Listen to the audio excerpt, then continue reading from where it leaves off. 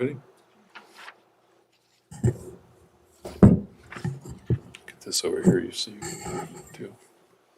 Well, good evening, ladies and gentlemen. Would like to call to order the January 12th meeting of the Valley County Planning and Zoning Commission. And first thing we need to do is call roll. Commissioner Childs, Present. Swain, Present. Caldwell, Present. Roberts, Here? Freeman. Here. We have a quorum. Thank you. So having a quorum, we are ready for business. But the first thing I'd like to do is take a point of personal privilege and welcome our newest member of the Planning and Zoning Commission, Gary Swain. Gary, it's good to have you on board. Thank you, Kim. And we'll look forward to, how many years did you get appointed for? 3 years? Yeah. Myself as well, so, yeah. It'll be a lot of work to do over the next several years as we look at ordinances. And as you can imagine, we have a number of applications coming through the county. And so, anyway, thank you all for your attendance this evening. We'll try to move this meeting along. We have a number of items on the agenda, and we'll go from there. So first thing on the agenda today is the minutes of the December 8th, 2022 meeting. Mr. Chairman, I have 2 edits. I believe 2 of those have already been caught by staff. On page 414, it should say Acting Chairman Roberts, not under 2 CUP 21-01. The second, third paragraph on that should say Acting Chairman Roberts, not Chairman Thompson. Then I believe we adjourned at 10:25, not 9:25. It was a late night. Were there other additions or corrections to the minutes? Hearing none, I would entertain a motion to approve the minutes as amended.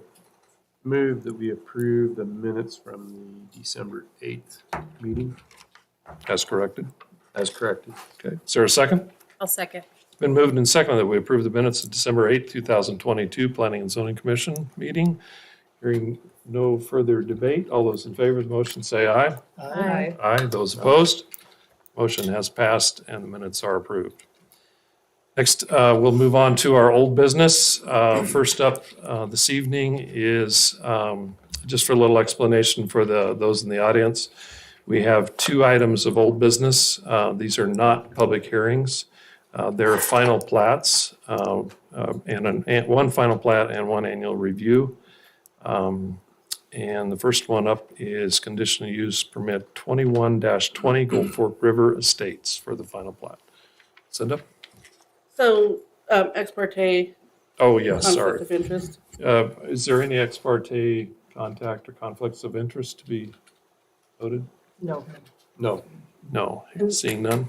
I would ask Acting Chairman Roberts if he wanted to excuse himself because Why? you're also acting as an agent for the irrigation district. Right. So, yeah, just as a little explanation, I serve as the chairman of the Gold Fork Irrigation Company, and we did write a letter on this, so I don't mind voting, but I think it would be appropriate for me to pass the gavel to another member of the commission. Commissioner Caldwell, would you take the lead? Yes. Thank you. Do you have the sheet? Oh, yes, I'll give it to you. Since we have a full quorum, would you like to? I don't perceive it as a conflict of interest. Okay. But I Staff. think it's appropriate that I hand the gavel to someone else because I have a letter in the record. Okay? Okay, so we will note that Chairman Roberts, Acting Chairman Roberts is passing it to Commissioner Caldwell, but will vote. Yes. Okay. So the staff report for CUP 21-20 Gold Fork River Estates final plat. Gold Fork LLC is requesting the final plat approval. The commission will review the final plat to determine conformance with the preliminary plat, approved densities, and conditional use permit. The approval for the conditional use permit preliminary plat was effective August 24th of 2021. Preliminary plat approval was for a 7-lot single-family residential subdivision on 67.7 acres. On the screen, this is the area, if anyone has forgotten where, here at Davis Creek Lane and Gold Fork Road. The plat is a 6-lot, single-family subdivision plus an open space lot along the Gold Fork River. The lot sizes are not noted on the submitted final plat on the front page, but they are on the second page. Here's the front page. But if you go to the second page, they're listed there with the building envelopes, the open space lot, wetlands. Lots will be accessed from a new private road onto Davis Creek Lane, which is a public road, and Gold Fork, which is a public road. So here's the platted private road, and here's Davis Creek Lane Public and Gold Fork Road Public. A draft escrow agreement account has been submitted for financial guarantees for completing the roads, including paving. This financial guarantee should include implementation of the Wildland Urban Interface Fire Protection Plan. The final plat was submitted on December 13th, 2022. Legal notice was posted in the Star News on December 22nd and December 29th. Proposed final plat was posted on the Valley County website, and this is not a public hearing. Agency comments received. Paul Ashton, Valley County Engineer, recommended approval of the revised final roadway, grading and stormwater improvement plans and stormwater drainage report. That was July 1st of 2022. Jess Ellis, Donnelly Fire Marshal, states that all of the Donnelly Rural Fire Protection requirements have been met. Ken Roberts, Gold Fork Irrigation Company, stated that the canal easement shown on the plat in Lot 2 must be adjusted to allow for the full 50 feet easement width, so as not to overlap with the Davis Creek Road right-of-way. Lori Frederick, Valley County Cadastral Specialist, found a few discrepancies that should be resolved prior to recording the final plat. And then I had some comments. The fire suppression water storage tank location needs to be shown on the final plat. Okay. Where's it at? Southwest of the cul-de-sac, right about the middle of the page. Right here? Just up a little bit to the right. Oh. A little. It's what? Is it this little box here? I see it. To the right, Cinda. Right there. Oh, there we go. Okay, I didn't see it when we were reviewing this, okay. Are there 10-foot wide power easements on lots 1, 3, and 5 currently in place, or are they for new service? The 30-foot easement across lot 2 needs to be identified as instrument 272643. The easement width shall also be shown on the plat. Do you want me to go through these individually with him, or just present them and then he can respond to all of them? I'll present think them it and would speed it up if you just went through them Okay, with him individually. so the 10-foot wide power easement on lots 1, 3, and 5. I'll state my name for the record. Rob Pear, Crestline Engineers, Thank you. 323 Dinard Lane, McCall. The 10-foot power easement, so that one right there that you were close to your mouse, that's an existing overhead easement. There was overhead power that ran through the subdivision. As part of the joint utility process, they removed a portion of the overhead and went underground with it, which you can see along the lot lines of 2 and 3, I believe. So that is a new easement, and the one on the southern end of the plat is existing. What about That this one, one? that one is also an existing overhead easement. The one that crosses the river is existing, and then the one through lot 5 is a new underground easement. The 30-foot easement across lot 2 needs to be identified as the proper easement number. Which I believe is it's right on here. the second page is where he calls out the instrument number. This is the second page. Oh. Maybe the third with the build, the one that shows the building envelopes. Oh, So he here, just needs okay. to record that instrument number. And I do believe he shows the width of it on the right or the left of the side, 15 feet. Okay, so that instrument number should be placed here. Mhm. Okay. Gold Fork Irrigation Company canal easement shown on the plat in lot 2 must be adjusted to allow for the full 50-foot easement width so as not to overlap with the Davis Creek Road. The width of this easement shall be shown on the final plat. And you had told me that the applicant has agreed to that, and you just told me that. Correct. And So, that's here. so you can see where the easement dips into what would be is the road right away. And we'll adjust, and I've talked to Dan about this too, the surveyor. We'll just adjust it to parallel the road right away 50 feet. Okay. To provide adequate room if it needs to be moved ever. CCNR's Exhibit A is to be the Wildland Urban Interface Fire Protection Plan, but it wasn't included, but we've since received that. And you each have a copy. The CCNR should address septic systems and long-term maintenance of the septic systems as an education piece. I believe Amy Pemberton did mention septic maintenance, but she's going to add a website address to the 3 documents for the septic maintenance of those lots. So she'll amend the CCNRs to show that. Okay, has the shared access been constructed? The shared access has not been constructed, and I believe section 7.2 of the CCNRs address the shared driveways, and the driveway easements will be constructed and paved by the declarant at or before the time the first occupancy permit is granted for any lot with use of the driveway easement. So does that cover an agreement? It's stated in the CCNRs that the declarant needs to construct and pave those. Is there a shared driveway agreement? I don't have the private road declaration.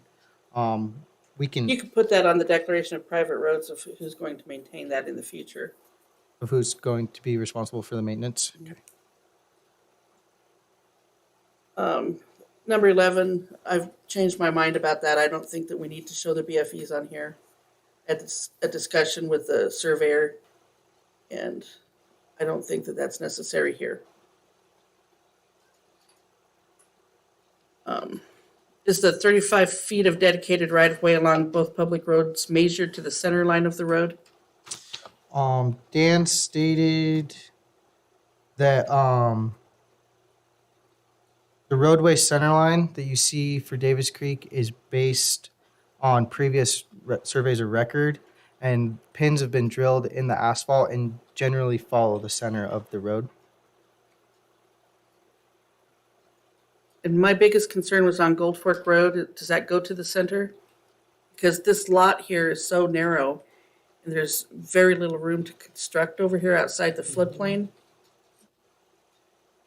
So I want to make sure that we're giving enough right-of-way here. Okay, does that, That's on lot 6. Yeah, adjacent to lot 6.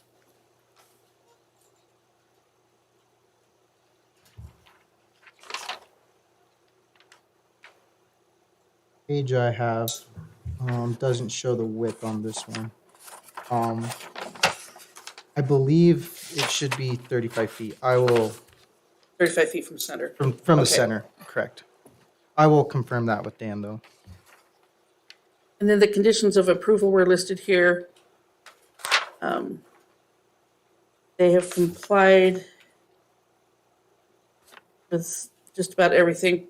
Number 7 says, prior to recordation of the plat, the developer's engineer shall certify that the road is constructed in accordance with the plans approved by the Valley County engineer.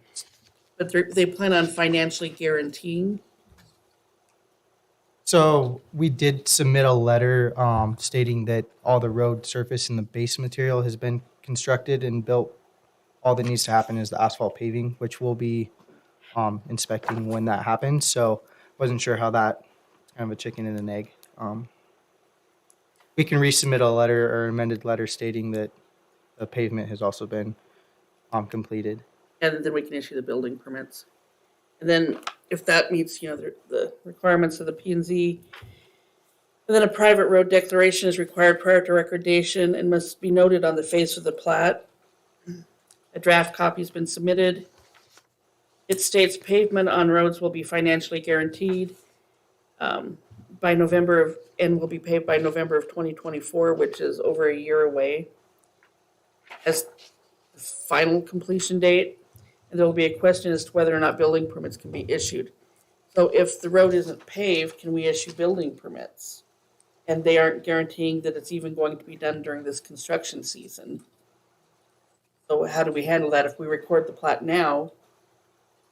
They sell the lots, are we not, and then they don't even pave it until November of 2024. Anyway, it's just a consideration for you to discuss. Then 10, the declaration of installation of utilities should be placed on the face of the plat if all utilities are not in place at the time of recordation. The applicant states all utilities have been installed, so they don't want to submit the declaration of installation of utilities. But I do recommend one because the ordinance requires it. And they need to describe what has been completed. And they say all utilities have been installed. Is that power, phone? Where's the conduit located? And now I know where the buried fire tank is. So that's And we'll have Amy prepare a declaration installation utilities. You're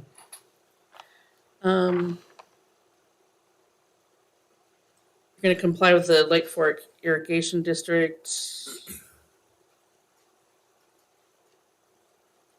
We eliminated condition of approval number 17. The rest of them, we've listed where the compliance is.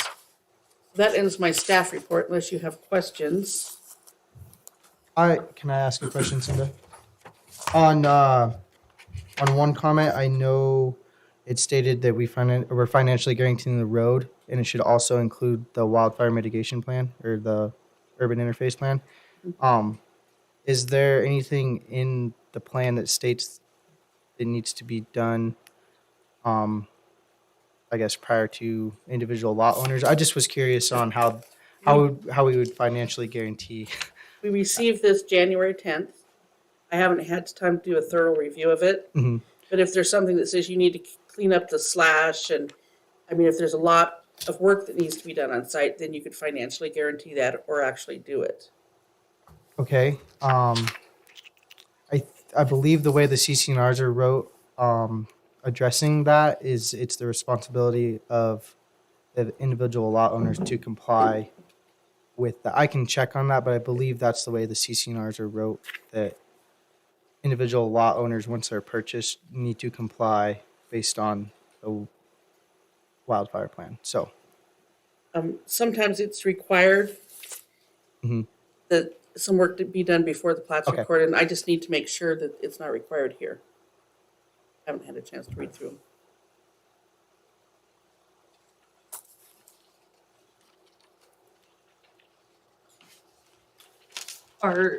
Are there any questions for staff at this time? Just one comment, the right-of-way is called out on the plat. I had to zoom in on the screen to see it, but it does say 35 feet on the one side and 25 on the north. Is that, Right, but I want to make sure it's from the center line, especially over there on Gold Fork Road. Because what they're dedicating over here, I'll go zoom in. to, not that drawing, but there's another drawing that has it called out. Right there, I think it is, yeah. Right there, that calls 35 feet. Right, but I want to make sure that this line here is the center line. Oh, okay. Because if they put this line somewhere else, I mean, like right along their property line, then it might be different. I just want to make sure it's the center line. Which reminds me of one other thing, is there needs to be some sort of differentiation between Davis Creek Lane and this private road, so we know where the private road begins and where. correct, and Dan's aware of that, and so Okay. he said he would add that. Okay. Madam Chairman, one more question first. Cinda, the one you recommended, item number 11, the BFEs, is that the building envelopes? No, that's the base flood elevation, Base flood elevation be removed from the plat. that we don't require it be placed on here. It's provided on our GIS system. But sometimes those have a tendency to change. So I don't know if we want to put that information on the plat that lasts forever. Kind of the argument that Dan was making to me. Okay, are there any more questions for staff? How about questions for the applicant? Madam Chairman, Rob, would this, on the issue of the roads being paved and Mhm. whatnot, would there be an objection to once, like the second lot is sold, that the roads would be paved? I don't believe that would be an issue. The way that the escrow agreement was wrote to be November 24 was some wiggle room. It was anticipated to get paved last construction season, and with the utility companies in and out and everything, and weather hit, we just didn't get it paved. I believe the applicant wants to pave it as soon as possible, as soon as we can get to it in the spring, early summer. Okay, and maybe depending on some flexibility. So if the November 24, is that the date? Mhm. November 2024. 2024, or after the second lot is sold. Is that appropriate? I would say that would be okay.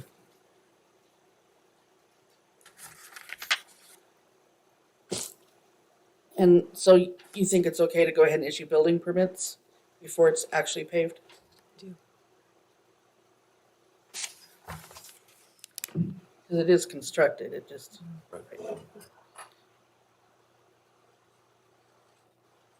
This time, if there's no other questions for the applicant, we can open it up for deliberation for the commission. I don't think there's anything to deliberate here. Pretty clean. Chairman Freeman, Looks good to me. Commissioner Freeman, Commissioner Roberts. Yeah, no, I think it's fine. I would, if you guys are okay, I want to just publicly disclose, I have zero financial interest in this application. The only thing was that easement for the canal. So, Madam Chairman, I would move to approve the final plat for conditional use permit number 21-20 Eagle Fork River Estates with the two changes. One is to eliminate the base flood elevation, number 11, on conditions of approval, not be recorded on the face of the plat. And number 2, that the language be changed on the paving of the roads prior to November 2024 or upon the sale of the second lot. Authorize the chairman to sign. And authorize the chairman or Commissioner Caldwell to sign the final plat, because I don't want to sign it. Well, just some chairman would, okay. Or some chairman in the future. Second. Any other questions? My only question is on number 12, do we need to have it in the motion that the dedicated, or that the center line is 35? He's gonna verify that. Okay. Okay, all of those in favor? Is there a second? Okay. Aye. Hi. All of those opposed? Okay, motion passes. There is a 10, no, Yes, any Yes. decision. okay. There is a 10-day appeal period in which anyone can appeal the decision of the P and Z Commission to the Board of County Commissioners in accordance with the Valley County Code. Thank you, guys. Thanks, Rob. I'll turn it back over to Acting Chairman Roberts. Great, thank you.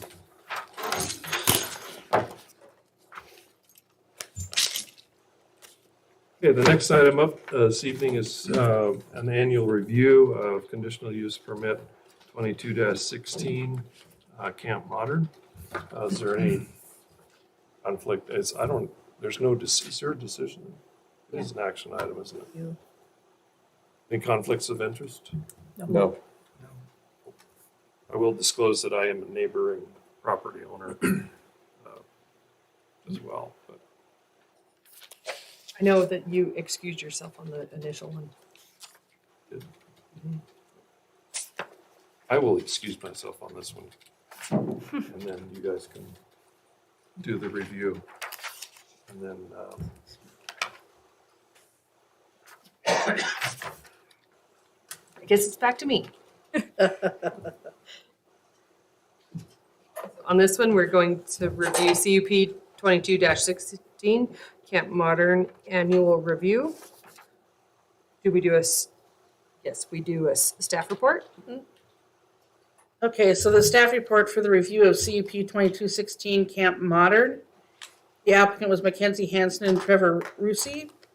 The owners are Kristen and Karen Klein. The site is addressed at 12815 and 12817 Highway 55. Just so you recall, it's these two pieces right here.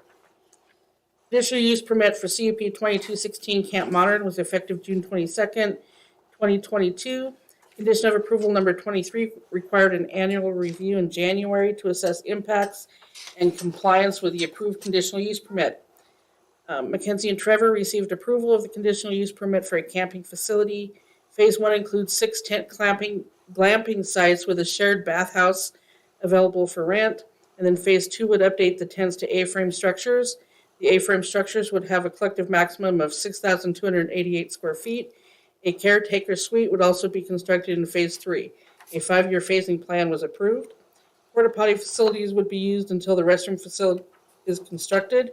An individual well and septic system would be used in Phase 2. The bathhouse would be wired for electric power. Solar lighting would be used for the guest units and along pathways. There's a space for on-site activities such as volleyball court, yoga event platform, and horseshoe games. The project includes 6 individual contained campfire pits and approximately 8 gravel parking spaces.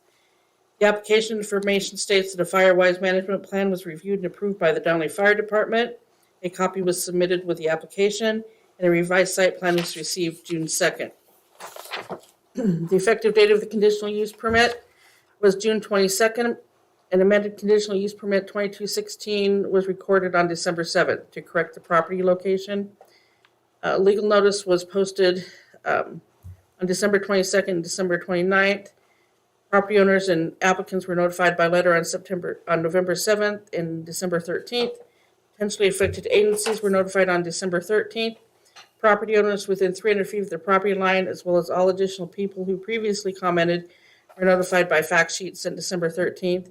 And the notice was posted on the Valley County website and the Valley County. And then we also posted a sign on January 1st on the property. We received no agency or public comments. And this is not a public hearing, but if someone had a concern, we would have, at least discussed any concerns with them. Staff comments. Staff is unaware of any complaints or neighbor concerns with the use during 2022. Have conditions of approval been accomplished? And the applicant has these, and I'm going to let her go through those. And she did bring in a packet for you this evening. Each of you have a copy in front of you, and this talks about the Donnelly fire requirements. And then she addresses all of those issues that I brought up. Fantastic. Just before you do answer any of these, please state your name and address. Yeah. So hi, my name's Mackenzie Hansen, address 11337 West Poppy Street in Boise, Idaho, 83713. My significant other, Trevor Rusi, also resides at the aforementioned address. Both of us are present here tonight in favor of the review of Camp Modern CUP. So before I get into tonight's discussion, I just wanted to take a moment. Thank you all for being here. It's nice to see you all again, or some of you. I know there's quite a lot on the agenda this evening, so I promised Cinda that I'd keep it as succinct as possible. Thank you. Addressing point A, we are in contact with the Regulatory Division of the U.S. Army Corps of Engineers located in Boise regarding the wetland designation. We'll have a better answer to the sought-out questions before we anticipate breaking ground this upcoming spring with the construction of the A-frames. Point B, we spoke with Jeff Ellis in August of 2022. He had made a visit out to the glamp site. He looked at the outdoor fire privies at that time and informed me that they were in compliance with Donley Fire District. The fire pits were at 15 inches in diameter. I included those as well for you guys, and surrounded by approximately a 10-foot radius of gravel. Jeff Ellis had mentioned at that time he was unsure of the stoves within the tents, but assumed that they were within compliance as they were purchased with the tent manufacturer, Thunder Mountain Canvas, located in Nampa, Idaho. A description of the stoves and tent material was sent to Jeff Ellis at that time. We discussed the discontinuation of the tents, and thought he would not include those components in his letter, as they were subject to change this coming spring. He did provide us with a letter stating that we were in need of an encroachment to the property, and that the A-frames, and that when the A-frames were built, we would need to come back out to the property to look at the fire privies and their proximity to the units. A building plan for the A-frames and a revised plot plan were sent to Jeff Ellis as he requested. I provided you all with a copy of his letter found on page 1 of the packet, and the fire privies are shown on page 2 and 3. Point C, the string lights have been removed and no other lighting is currently on the property. Point D, we spoke with Annette from Valley County Building Department in September of 2022 regarding the decks. She informed me that if we were taking the tents down, we did not need to file a deck permit because the decks were under 36 inches and less than 200 square feet, and no individual would be residing on it throughout the winter. The plan is that we are disassembling those decks as soon as the snow melts. Point E, bear-proof trash cans are currently in use at Camp Modern. A previous invoice was included on page 4 for you guys. An example of one of the components of our guest communication is provided on page 5 and 6 of the packet. This further outlines the safety practices, including the no burn seasons as we discussed previously, safe storage of food and trash while camping, and the information we provided to the guests is retrieved from the Idaho Firewise website and the Idaho Department of Environmental Quality. Point F, Chris Klein, the property owner, is working with Alan Weinbarger from the Idaho Department of Water Resources to have the well done.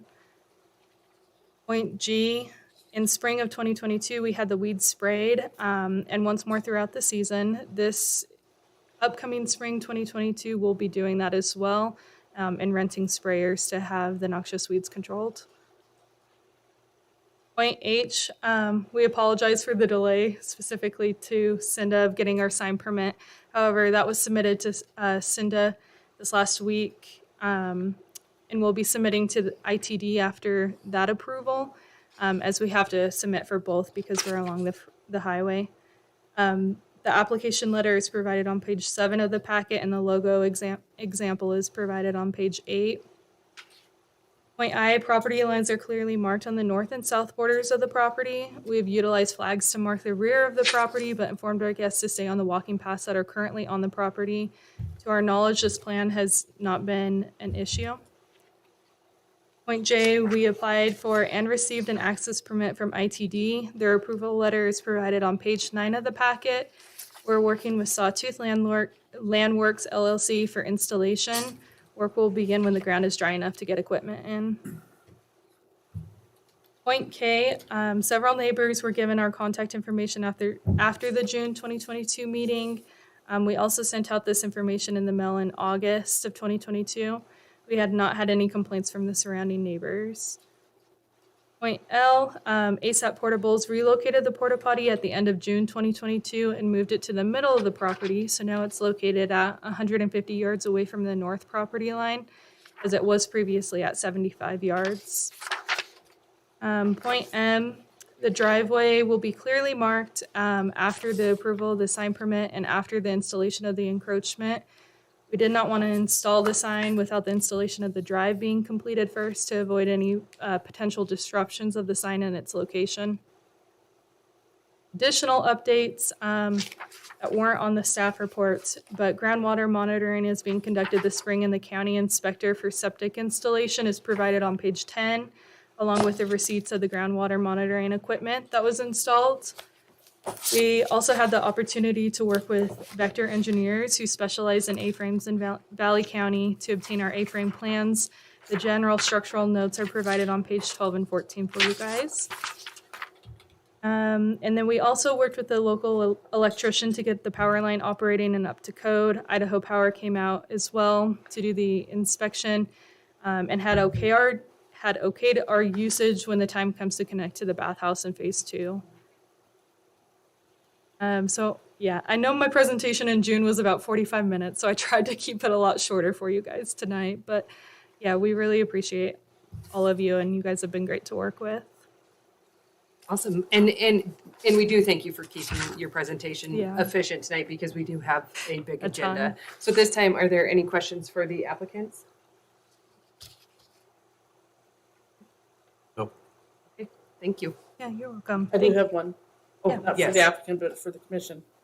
I would anticipate that if you accept this review, that you bring her back next year until this is established as permitted, so we can keep doing the reviews. Okay. Yeah. Yeah, that's a good idea. I like That it. is a great suggestion. At this time, we need a motion to accept the review. I'll motion to accept the review of CUP 22-116 Camp Modern with the condition of coming back January of 2024. Second? Great. Any other comments? All those in favor? I All those opposed? Motion passes. Thank you. Thank you, guys. Have a good evening. At this point, I'll turn it back over to Acting Chairman Roberts.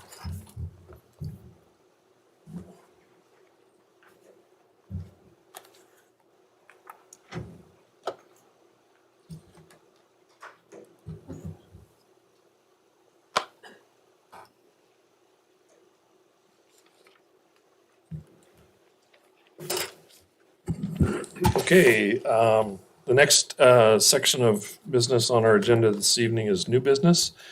Originally, we had conditional use permit 22-49, Morel glamping site that has been withdrawn by the applicant. The next item on the agenda this evening is conditional use permit 22-50, Elk Haven Acres subdivision, preliminary and final plat. Is there any conflicts or ex parte contact that need to be disclosed?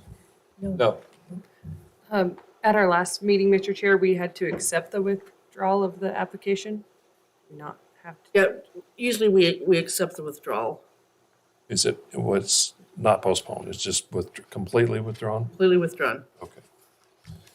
Bear with us for just a second as we back up and deal with that. Would someone I move? move that we accept the withdrawal of CUP 22-49 Morel glamping site. I'll second. It's been moved and seconded. Is there any further discussion? Hearing none, all those in favor say aye. Aye. Those opposed, motion is passed and conditional use permit 2249 Morel glamping site has been withdrawn. Okay, now we're back on to our agenda item. We've already called for the conflicts of interest. And I think I heard none. Lori, it's okay, this door is open over here. Lori, it's okay, this door is open here. Oh, you're okay? Yeah. Okay. So at this point in time, we'll go ahead and have the staff report.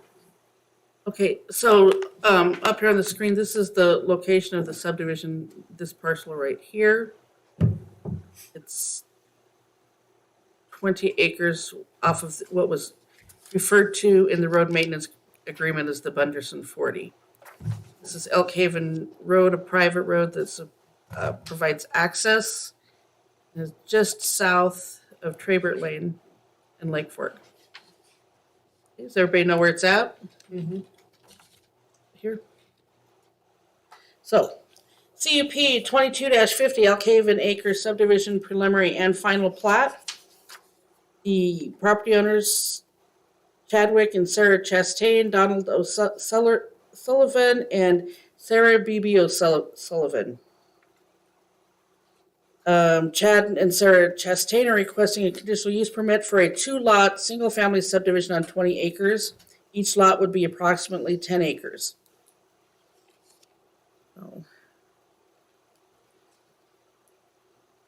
So two 10-acre pieces. Individual wells and individual septic systems are proposed. The floodplain boundary and wetlands are identified on the plat. Base flood elevations have been determined for this portion of Lake Fork Creek. Right-of-way would be dedicated for a private road. A 70-foot easement currently exists at this road location for ingress, egress, and utilities to this property and the adjacent properties. Access would be from Elk Haven Lane, private onto State Highway 55. The application was submitted on November 9th, 2022. Legal notice was posted in the Star News on December 22nd and December 29th. The property owner and applicant were notified by letter on November 7th and December 13th. Potentially affected agencies were notified on December 13th. Property owners within 300 feet of the property line, as well as all additional people who previously commented, were notified by, that needs to be out of there. The notice was posted on the Valley County website on December 13th. The site was also posted on December 27th of 2022. Agency comments received. Central District Health requires more information, including an application, test holes, groundwater monitoring, and engineering report. Lori Frederick, the Valley County Cadastral Specialist, has reviewed the final plat and found discrepancies that should be resolved prior to recording the plat. Jess Ellis, Donley Fire Marshal, replied with requirements for driveways, addressing, and security gates. Public comments received, none. Physical characteristics of the site.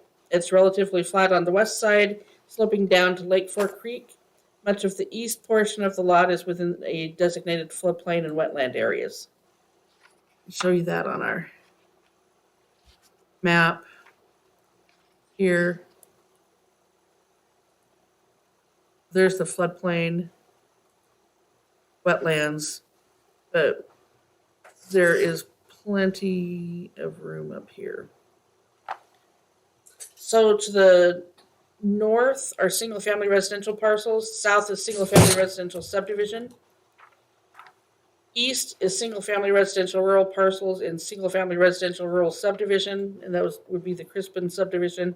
And then to the west is single-family residential rural parcel. This proposal is categorized under two residential uses. C, subdivision for single-family subdivision.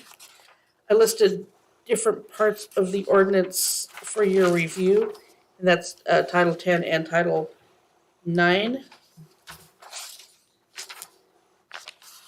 I'm missing a whole bunch in my staff report. Mm-hmm.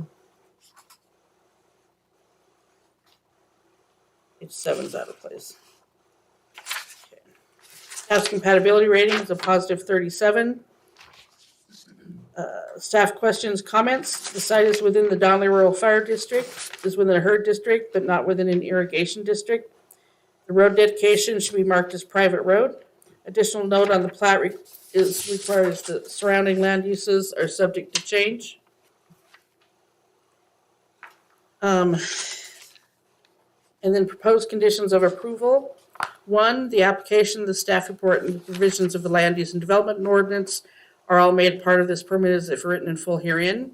Any violation of any portion of the permit will be subject to enforcement and penalties in accordance with Title 9-2-5 and may include revocation or suspension of the conditional use permit. Any change in the nature or scope of land use activities shall require an additional conditional use permit. Can you go ahead and open that up now that they've gone? Thank you.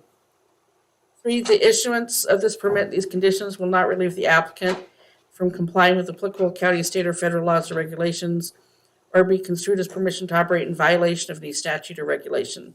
Violation of these laws, regulations, or rules may be grounds for revocation of the conditional use permit or grounds for suspension of the conditional use permit. The final plat shall be recorded within 2 years, or this permit will be null and void. Prior to recordation of the plat, the developer's engineer shall certify that the road is constructed in accordance with the plans approved by the Valley County engineer if the commission determines that there's not an existing access to this parcel. And I'll discuss that further. A private road declaration is required prior to recordation and must be noted on the face of the plat. The existing road maintenance agreement may suffice as determined by the commission.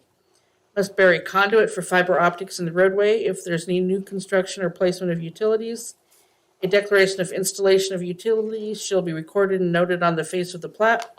A letter of approval is required from the Donley Fire District prior to recording the final plat. All easements shall be shown on the plat. The floodplain and wetlands must be delineated and shall be marked as no build areas on the final plat.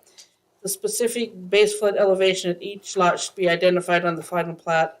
And I'm gonna remove that requirement unless you think it should be there, but the surveyor does make a good argument that it shouldn't be on there. Because what they do is they use our information. Here, I'll show you real quick. So here's the base flood elevations, and neither one of the base flood elevations here and here are within this property. So what we would do is if we were going to issue a building permit, is turn on the floodplain layer, and they would have to clearly show that they're outside of that floodplain. So, And this is a pretty steep topography here.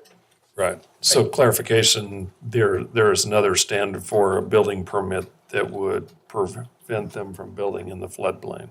We have the Title IX special areas prohibits construction in the floodplain. Okay. You can't fill in the floodplain, bring yourself out of the floodplain.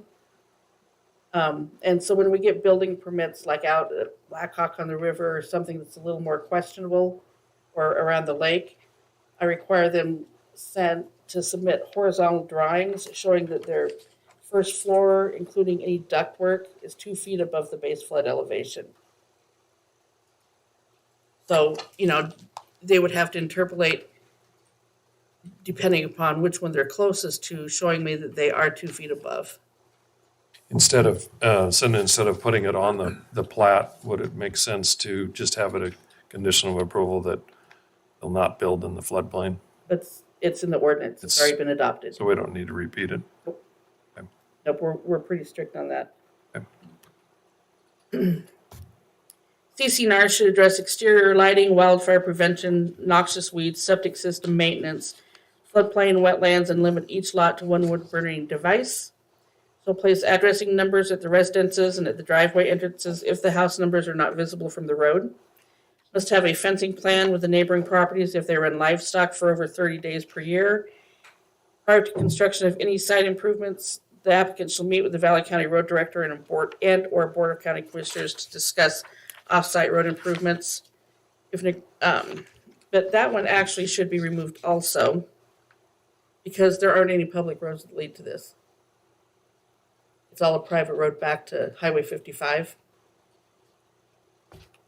We can eliminate that one. Boy, we're just taking care of this for you. Yeah. And then the following notes should be placed in the notes on the face of the plat. The Valley County Board of Commissioners have the sole discretion to set the levels of service for any public road. The level of service can be changed. All lighting must comply with the Valley County lighting ordinance. Only one wood burning device is allowed on each lot, and all structures have to be located 2 feet above the base flood elevation, and then surrounding land uses are subject to change. Do you want me to talk for a minute about my comments concerning the private road and the private road access? Sure. Okay. And that is that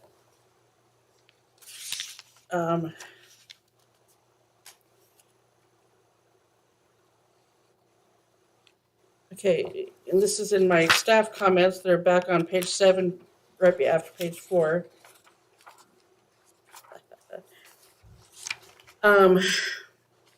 Okay, so is the road built to fire code? Yes, it is. I talked to Jess Ellis, the fire marshal for Donnelly Fire, and he said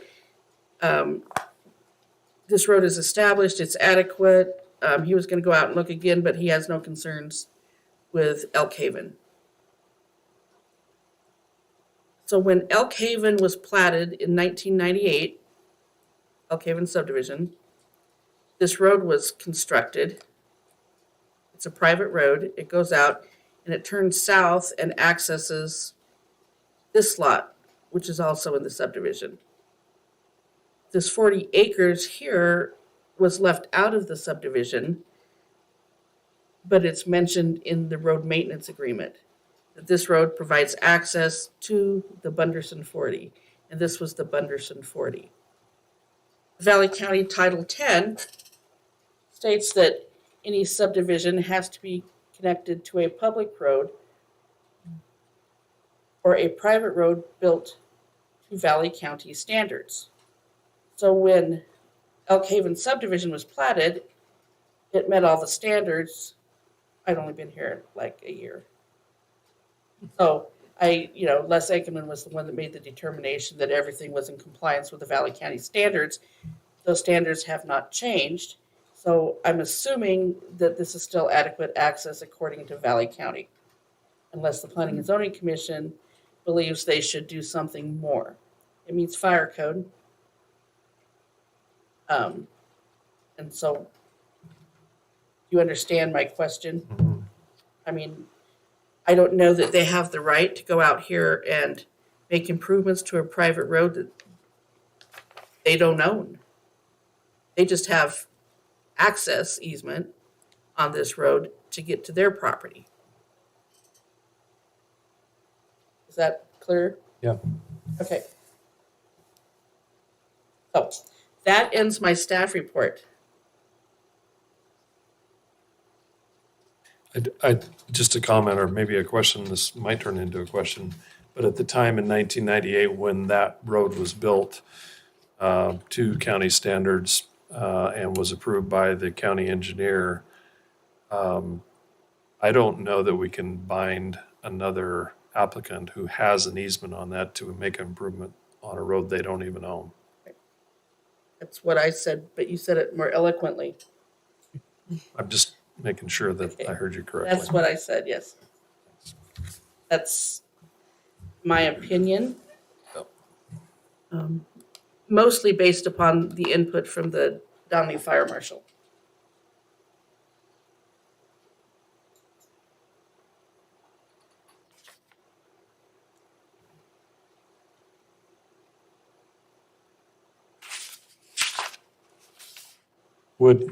So we're removing number 16 in its entirety because it's not a county road, And 12. and 12. But what about notes on the plat under 17? I guess that if someday it ever became a county road, then you'd still want that level of service comment to be on the plat. The reason I didn't eliminate that when I was going through this is because that's a hard note that's required in Title 10 of the subdivision regulations. It says every plat has to have that on it. Okay. All right, and that's probably why. Any other questions for Cinda this time? Seeing none, we'll go ahead and hear from the applicant. You've been standing there a long time. If you'd state your name and address for the record, appreciate it. My name's Jeannie Carpentier, address 14060 Pioneer Road in McCall. And I am Sarah and Chad Chastain's mom and mother-in-law, representing them because they were unable to attend this evening. Good, thank you. Floor is yours. So do you have any questions, Cinda, that I need to respond to?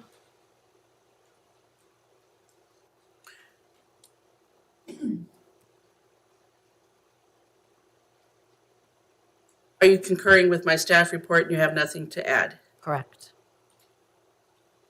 I have a question. Do you share in the maintenance of that Elk Haven Road? Elk Haven Road is shared maintenance, as far as I understand. So With you the participate in that? property owners that are using that road to get to their, Okay. I believe, after you make a right turn on Elk Haven, as Cinda noted on the plat, that is owned by the Chastains and O'Sullivans. That portion of Elk Haven is owned by the property owners. And they are platting a 70-foot right-of-way over it. All right. Because before it was just a 70-foot easement, now it's going to be a right-of-way in the part where they can actually dedicate that. Okay. Right here.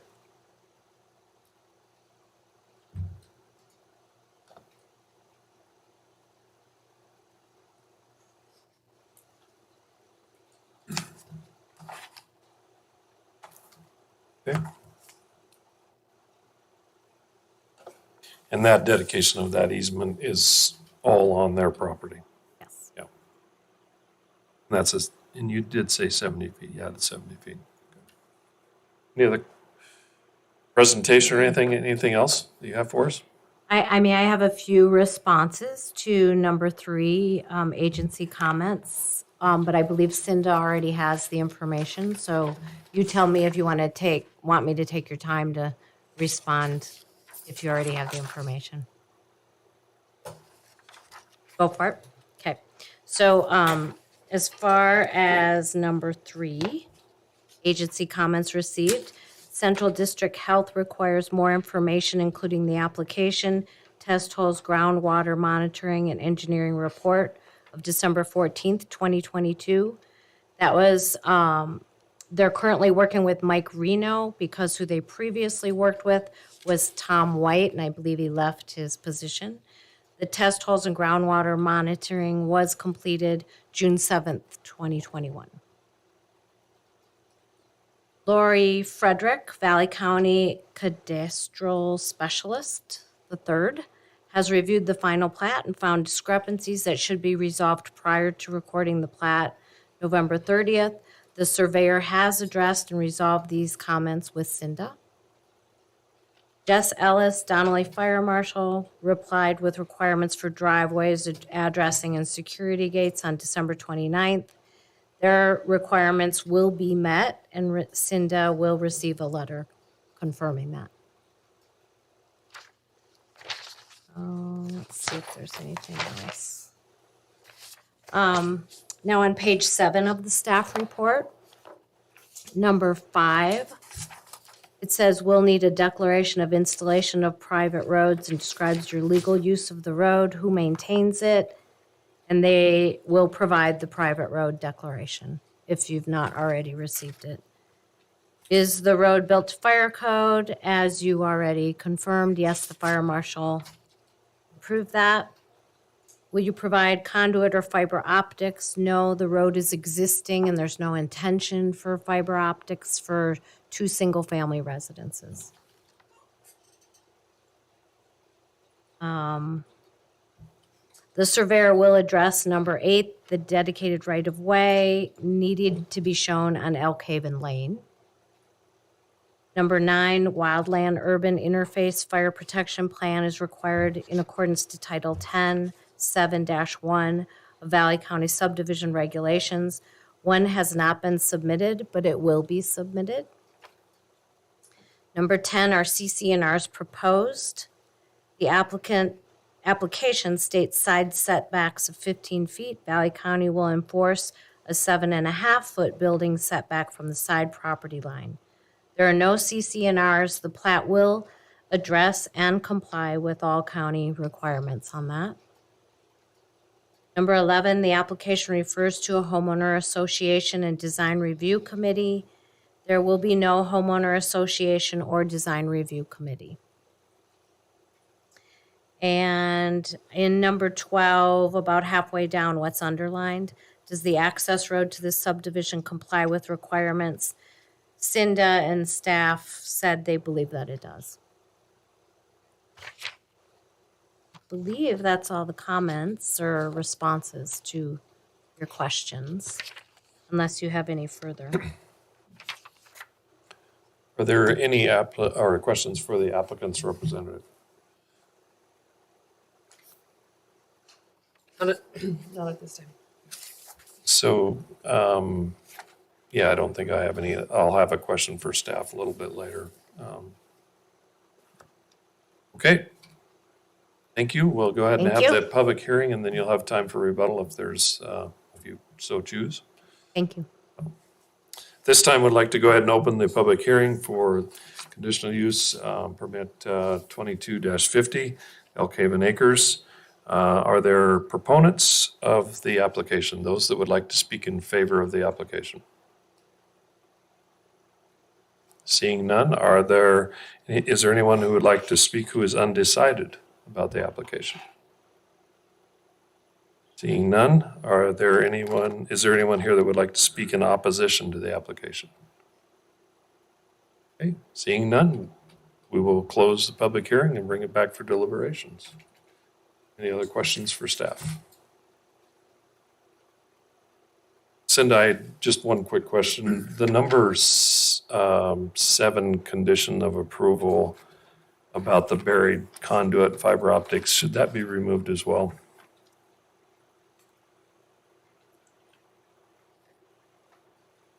Yes, because you're not going to require them to do anything. Okay. And the same with number 5.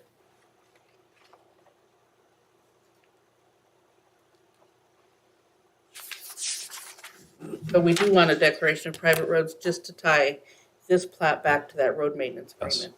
Yeah. And the wildfire mitigation plan, since there's only 2 lots, they can do it themselves. They don't have to hire a fire professional.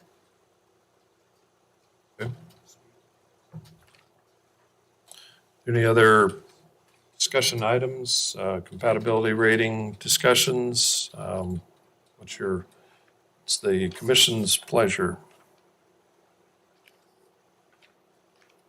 Mr. Chair, I move that we approve CUP 22-50 Elk Haven Acres subdivision, preliminary and final plat, with the stated conditions of approval, removing condition 5, condition 7, condition 12, and condition 16. Okay, there's a motion on the table. Is there a second? And authorize the chairman to sign. Sorry, and authorize the chairman to sign. Second? It's been corrected. It's been seconded. Is there any further discussion on the motion? No. Hearing none. All those in favor of the motion say aye. Aye. Aye. Aye. Those opposed? Hearing none. Motion is passed. And conditional use permit 22-50 Elk Haven Acres has passed the commission. There is a 10-day appeal period for which anyone can appeal that to the Board of County Commissioners. Thank you. Does anybody need to take a break? Could we take a 5-minute? We're going to take a 5-minute break, so we'll be back here in 5 minutes or so. The recording is on, but you guys are muted. Boy, that page out of order sure did confuse me, didn't it? I was like, Which one? On that the last page one. 7 was Oh, wait. in front of 5 and 6. I mean, I didn't even come, it's like, For that thing. I was like, what's going on? boy, it just sent me on a roll. No, show me. Show me where it got, so I know where we messed up.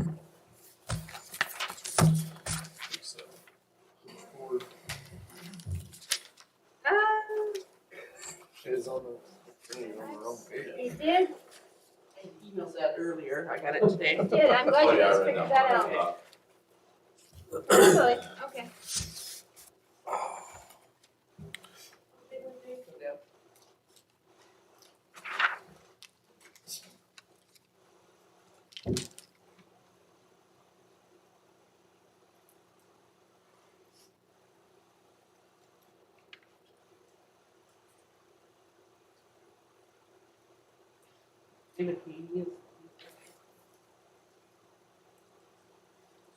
Yeah.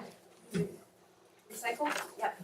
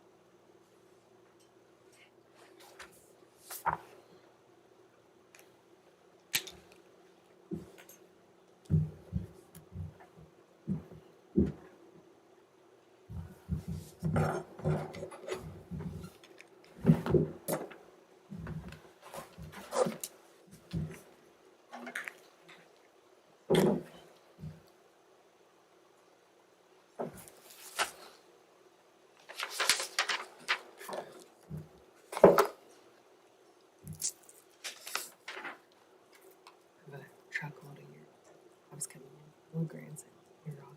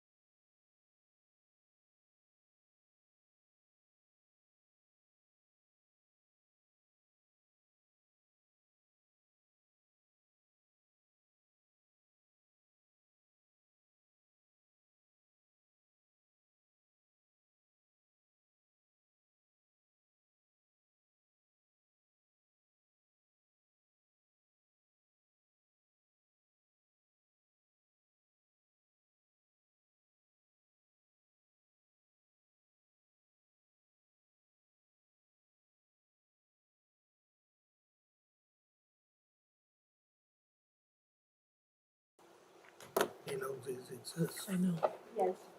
Okay, we are back from our recess for a couple minutes. Appreciate your patience this evening. Next up is conditional use permit 22-51. It is it's listed as an amendment to conditional use permit 16-21 Mountain Meadows Rentals. Is there any ex parte contact or conflict of interest that needs to be disclosed? No. No. And no. Hearing none, we will go ahead and have the staff report. Okay, the staff report for CUP 22-51, amendment to CUP 1621 Mountain Meadow Rentals. The applicant's Benjamin Esplin. The property owners are Benjamin and Rachel Esplin. The property is addressed at 319 West Tamarack Falls Road, and this is what they're going to include in the CUP that exists for this property across Tamarack Falls Road. It's located on the north half of Lot 34 of Smiling Julie subdivision, and then tax 1-C in the northeast quarter of Section 19.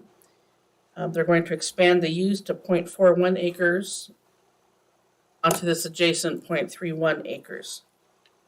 Ben Esplin of Mountain Meadow Rentals is requesting an amendment of the conditional use permit allowing a business renting ATVs, snowmobiles, and watercraft at 2445 West Mountain Road. The new request is to expand the business onto 0.31 acres and located across West Tamarack Falls Road from the existing business.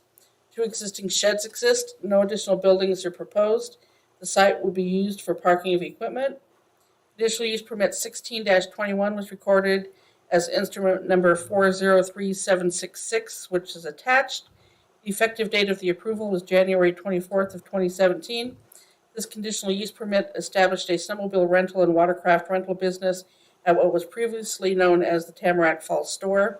The store was 1,000 square feet and the shop is 3,000 square feet. The site has an individual well and septic system and is accessed from both West Mountain Road and West Tamarack Falls Road.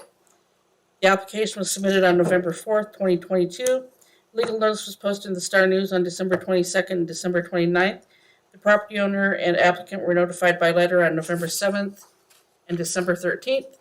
Potentially affected agencies were notified on December 13th. property owners within 300 feet of the property line, as well as all additional people who previously commented, were notified by fact sheet sent December 13th. The notice was placed on the Valley County website on December 13th, and the site was posted on December 23rd. Agency comments received. Central District Health has no record of a septic system. Central District Health has no objections as long as the parking and driving do not occur over any septic system that may be on the lot. Jess Ellis, Donnelly Fire, stated all prior requirements shall remain in effect, and his previous comments are attached. Jeff McFadden, Valley County Road Superintendent, recommends dust mitigation along West Mountain Road from West Roseberry to No Business Road, approximately 1.3 miles, and continue on to No Business Road to the boundary of the private property, approximately 1 mile. The increased volume of rental equipment has had tremendous effects on both of these roads during the summer months, and so that would be in a road development agreement that he would enter into with the Board of County Commissioners. Neighbor comments received, none. Physical characteristics of the site, it's relatively flat. Surrounding land use and zoning includes to the north, single-family residential subdivision. South is single-family residential parcels and subdivision. East is U.S. Forest Service Lake Cascade public right-of-way. And west is single-family residential parcels and subdivision. Valley County Comprehensive Plan designates this area as a tourist hub in Chapter 13 land use. It says this designation applies to all real property shown on the land use map for the tourist services located in the areas known as Tamarack Ski Resort, Smith's Ferry, Corral Creek, West Mountain Lodge, Tamarack Falls Store, Big Creek, Roseberry, Deadwood, Gold Fork Hot Springs, Silver Creek Plunge, and Warm Lake. Expansion of services should be encouraged to locate in the tourist hubs. The map boundaries are advisory only and are expected to be flexible. This use is categorized in Table 9-3-1 as 5 commercial uses, D area business. Previously, we had it as a recreation business, but we felt it was more comparable with a storage yard versus someone that is providing, gas and things like that. Different areas of the Valley County Code were listed for your review. Staff's compatibility rating was a positive 14. Staff comments, questions. This site is within the Donnelly Fire District and the North Lake Recreational Sewer and Water District.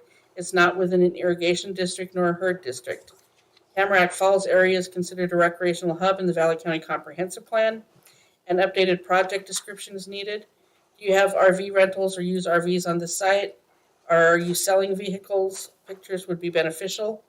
P&Z Commission will make determination as to whether the application is complete.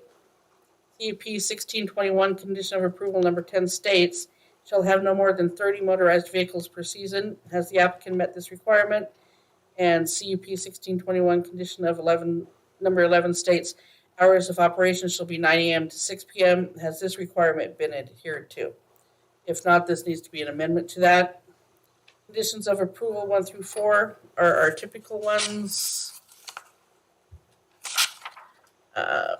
5 must have an approved stormwater management plan and site grading plan approved by the Valley County engineer prior to any work being done on site. 6 must comply with the requirements of the Donnelly Fire District.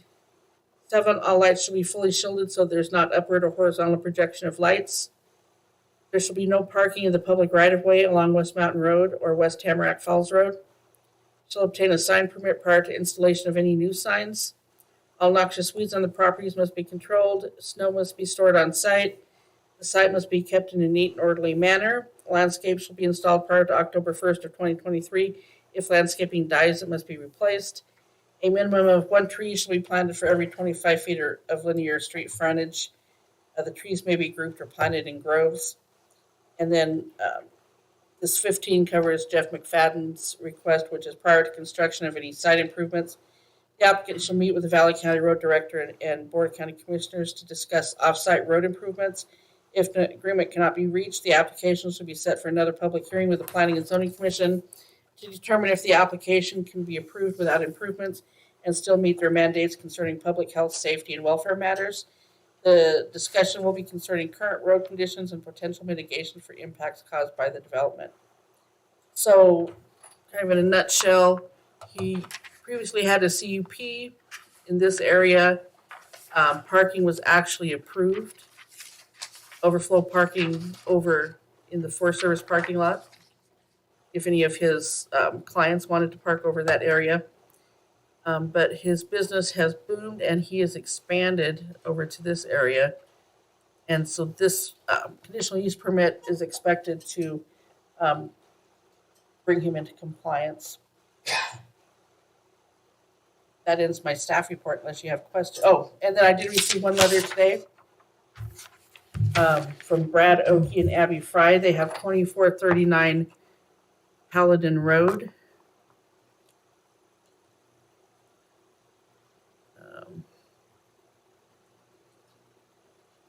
That's right here.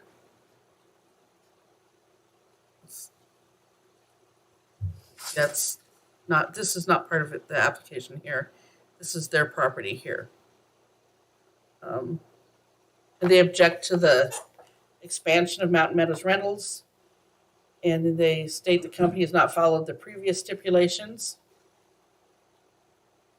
They're in violation. He's concerned that they'll see the same pattern of unlawful behavior with the amended permit.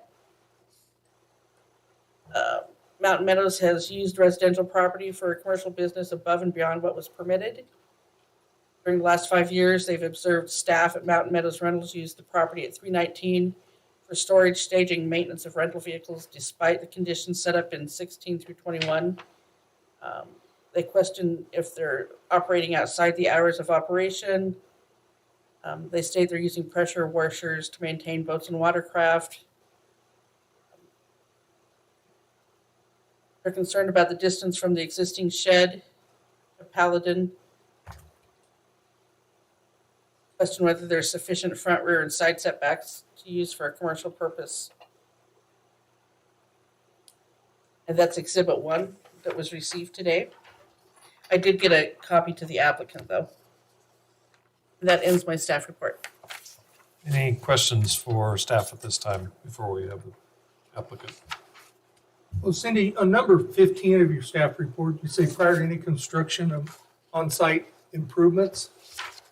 But the applicant states he's not doing any improvements. He's just using it for parking. So how valid would asking him to do a road development agreement with Jeff, if he's not going to build anything, he wouldn't have to do it? Okay, well, the number 5 addresses any site grading or stormwater management. So if they were going to go to this site and create a paved parking lot or redesign the way the natural stormwater drains, then they would need a site grading stormwater management plan with the Valley County engineer. I don't believe he's proposing any of those types of changes, but in case he does, he's going to need to have that stormwater management plan approved. Okay, and then the second part of your question, which were the comments from Jeff McFadden, the road superintendent, were for off-site improvements. Right. I Dust understand. mitigation from this site up, no business. Well, I guess what if he does nothing and just parks on it, Parks on, on that piece of property? then there wouldn't need a stormwater management plan. And so we give him the CUP approval, but he doesn't mitigate what you suggested for him to do, which is get with commissioners or us and do a plan. Well, it's a Off-site requirement. road improvement. It's a condition of approval that he enter into that road development agreement. And so I'm sure that he'll discuss this with Jeff, the board, and myself.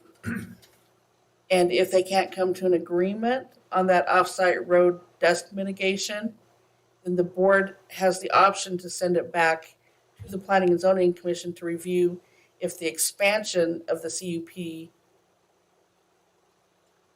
is still in compliance. So Could we change the verbiage in 15 to upon approval of this CUP amendment of CUP 1621, CUP 22-51, that they will meet with the Valley County Road Department?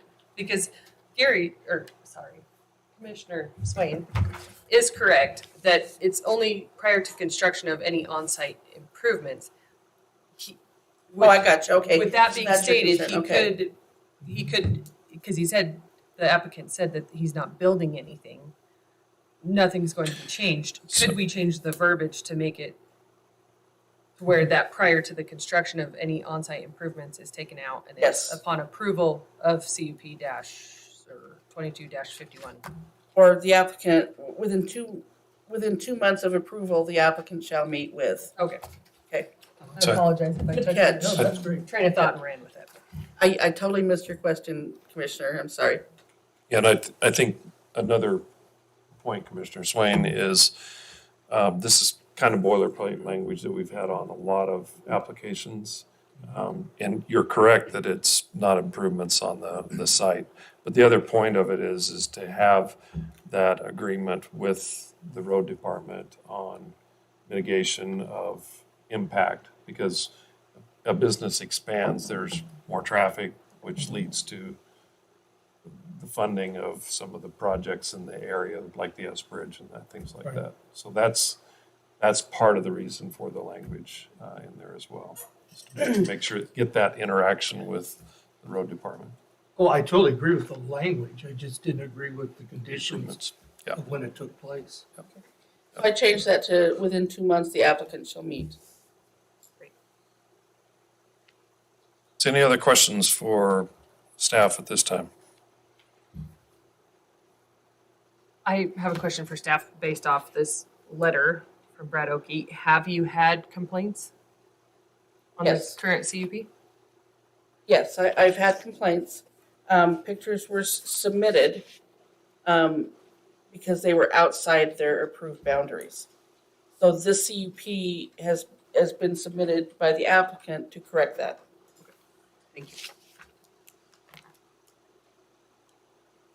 Any other questions this time for staff? Okay. At this point in time, we'll go ahead and hear from the applicant. If you'd come and state your name and an address for the record. Benjamin S. 1133330 Billy Lane, Only, Idaho.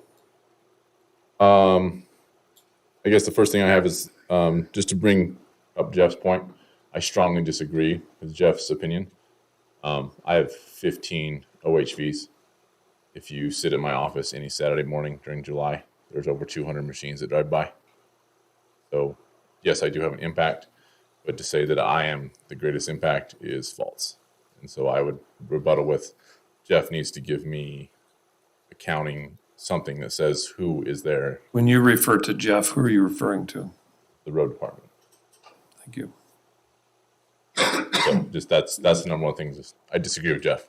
It's easy to point fingers at me, but I volunteer a lot with those parking lots across the way are maintained by me, summer and winter, So for parking. And So the purpose of our discussion here this evening is to talk about the land use and is the proposed use of the two lots appropriate? The discussion that you have to have that if this is approved and if that condition of approval stands, that's a discussion you'll need to take up with the I road understand that. I department. just want to make sure it's on the record that I disagree with that statement. Fine.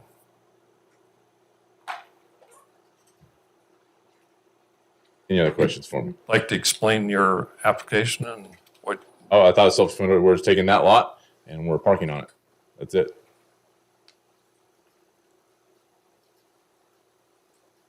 any other questions for the applicant?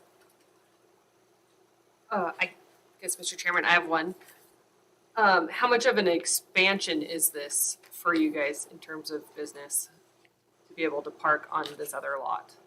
So the physical expansion, 1.3 acres or 0.3 acres. I guess on a percentage business wise, being able to expand to this next lot would allow you to expand business wise? We've been operating on the lot for 5 years. We stay exactly the same. Okay. So I have a question. So the lots that you're proposing to use for storage, they're owned by you. Mhm. They are within the boundaries of another subdivision. Is that correct? Half of them, yeah. So the it's one address. It's split in two. The back half where the shed is, that is in Smiley Jewels. The front is not. This was just a tax number here. It's a separate, it's not in the subdivision. No, it's not. It's been combined. All of this property here were a bunch of really bizarre pieces that at one time had strips of Forest Service going through them. This area has kind of been cleaned up. This was a tax number. This is a portion of Smiling Julie. It's all part, even the Tamarack store is in Smiling Julie. Yes. This is the fogged area is the subdivision. So the store, the shop, all of that's in the Smiling Julie also. Most of his storage goes on out here, doesn't it? Yeah, it's Mr. split right Esplin? there. Yeah, I can fit one trailer right in front of the shed. Right here.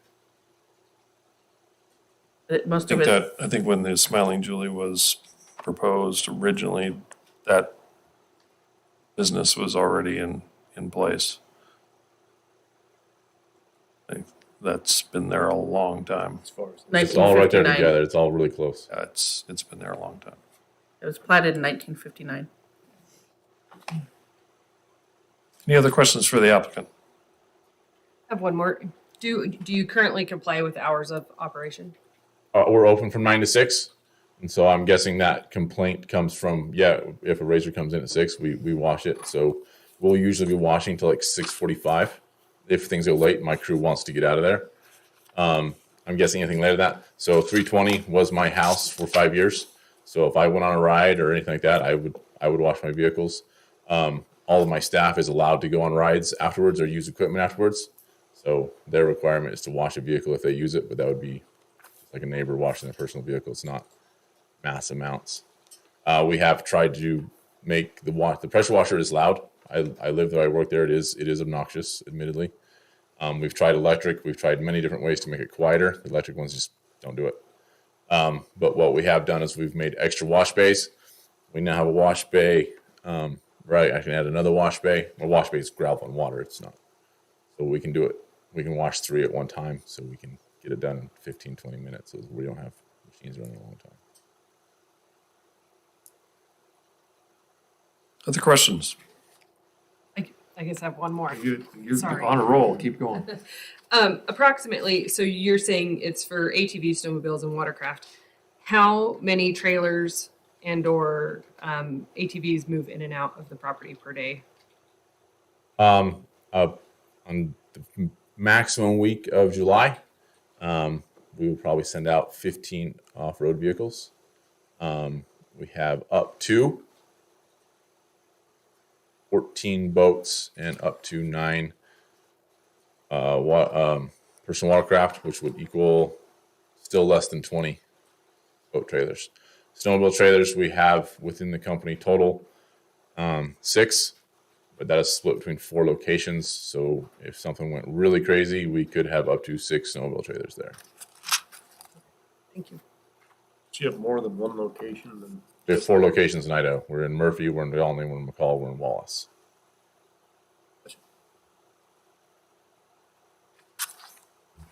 I have one other question.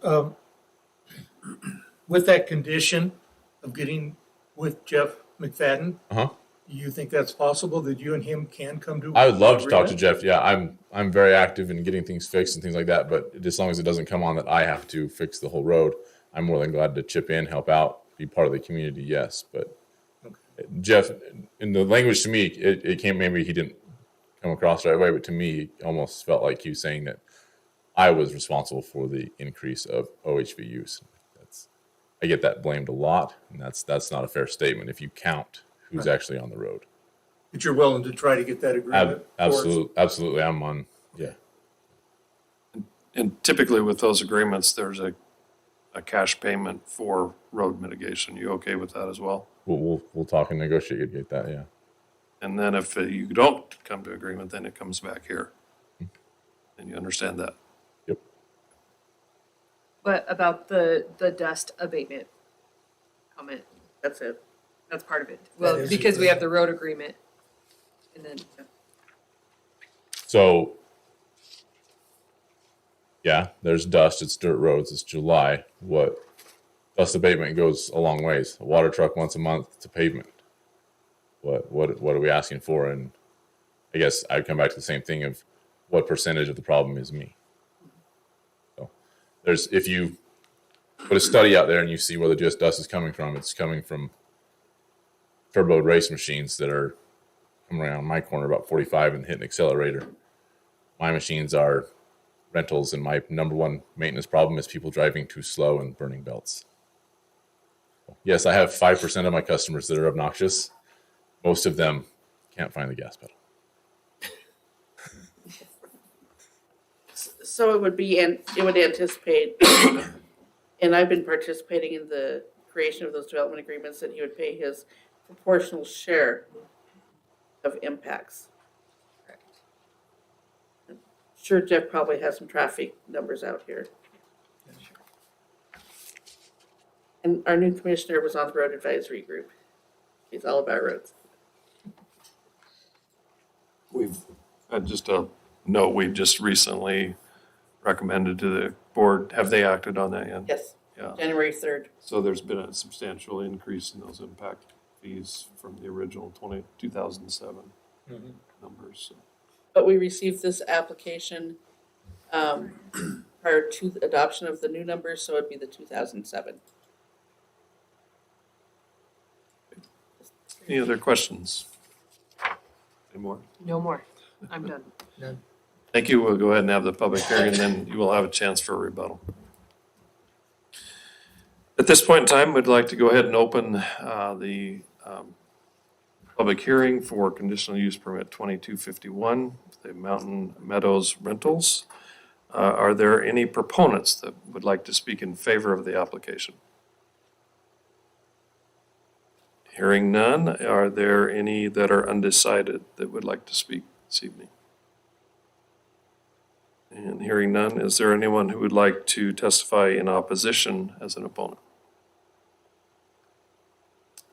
Hearing none, we will close the public hearing and bring it back to the commission for deliberation unless the applicant would like to rebut anything that was not said.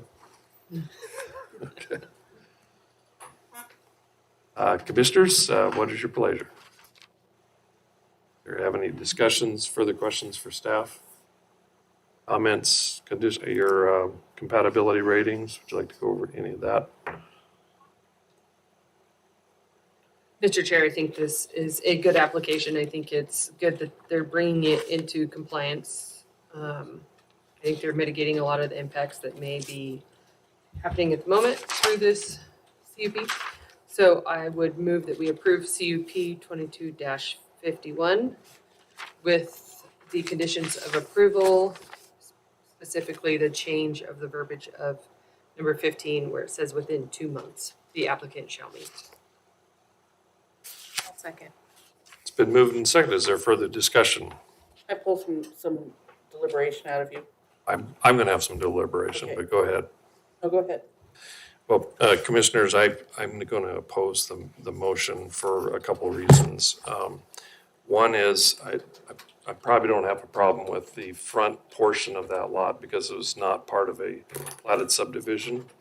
But I'm going to bring you back to our comprehensive plan under Chapter 3, Goal 1, about protecting individual property rights while considering community rights, and objective number 2 says to protect the private property from negative effects of recreational uses and nearby incompatible uses. And this is definitely incompatible in the platted subdivision that was there originally. And I think we just, a couple of months ago, rejected a proposal for a commercial business on an almost adjacent lot. In fact, I think it was the adjacent lot. And so I'm trying to be somewhat consistent.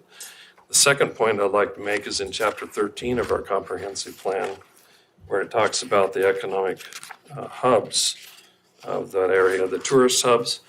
I was on the commission when we identified those, and it was identified as the Tamarack Falls store, not surrounding areas, but the store.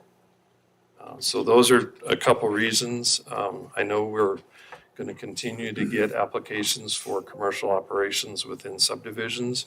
We've had a track record recently of not approving those, and so that's my purpose. If the application was for just the front lot, it would probably be different because it's outside of the original platted subdivision. So based on that, my compatibility rating ends up with a -3. Is there any other debate or deliberations? Cinda? Oh, I just wanted to reiterate things brought out in the staff report, which is this is identified as a tourist hub. This expansion area here is not in a single-family subdivision. He said he can park one trailer here. I mean, I'm not going to debate. I just wanted you guys to discuss it a little more. The Tamarack Falls store is actually inside the subdivision, and that's the part that was identified as the tourist hub. And it specifically says expansion of services should be encouraged to locate in the tourist hubs. The map boundaries are advisory only and are expected to be flexible. This is, and I just wanted to get on the record that this is an established conditional use permit. He did not include this when he originally applied for this because this was still owned by Don Wilmunster, and his brother owned this. So he has since purchased this and this. So it cleans up the application.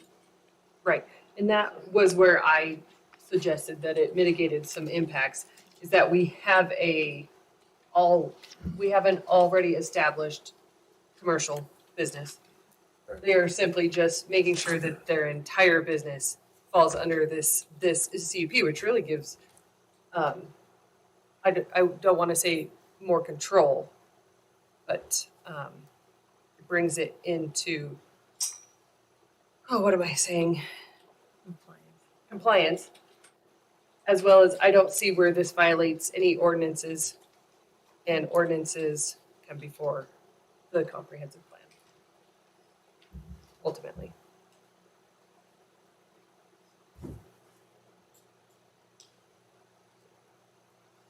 I don't want to belabor the point, but if the applicant were to buy 2 more lots, then would we continue to allow that business to grow and consume a subdivision? That's my point. Where do you draw the line? Where do you stop it? And that store was in existence while that subdivision was platted. Correct, but that would require a new CUP. The public would have the opportunity to comment on that as well. So that's a null and void point until that was to happen. But no. And he does own all of that property. It's all sort of hooked together, that other than it has a road going through it. And as he said, he can only get one trailer on that 319, just on the side that is adjacent to whatever that other address is, that 311. Is that what that one is? The 311. The one on the corners. That Oh, 311? yeah. We've got some messed up address numbers out here. So as far as that, when you're looking at it, driving by on the road or whatever, it's going to look like it's all the same piece, appearance-wise. I think that you would have an argument if we were dealing with the original CUP. He already has one. He's only asking for a third of an acre more. Your business must be doing well.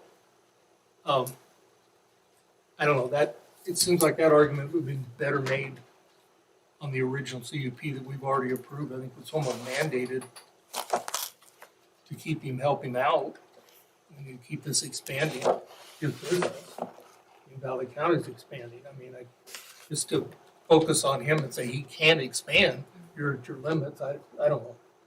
But I do see your argument if he came in here with an original CUP for the business.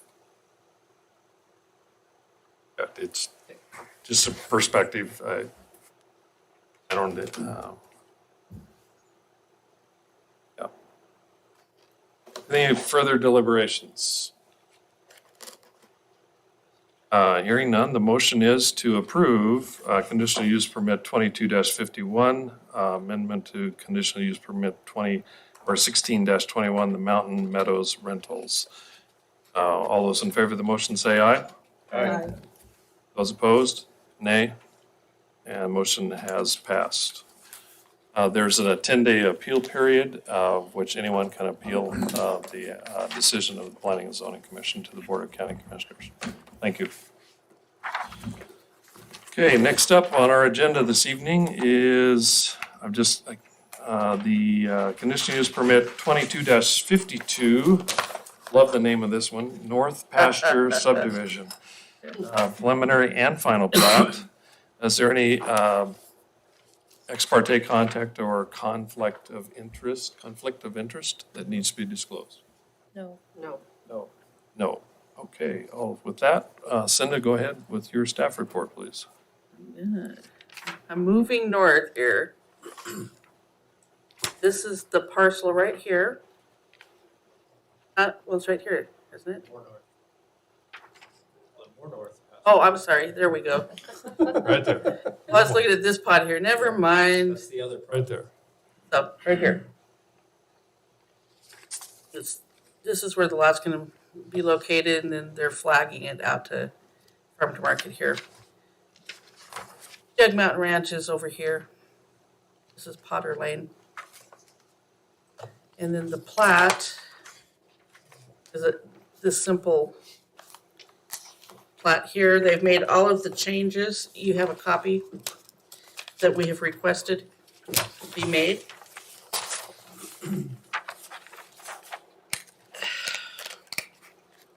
So the CUP 2252 North Pasture Subdivision Preliminary and Final Plat. The applicants, the DRC Trust, the representative is Amy Pemberton. Surveyor was Ralph Miller. They're requesting a conditional use permit for a one-lot, single-family subdivision that will be 2.15 acres. It's currently used for grazing. The irrigation main would be moved off the site prior to application for a building permit on the lot. No water rights would be provided to the subdivision lot.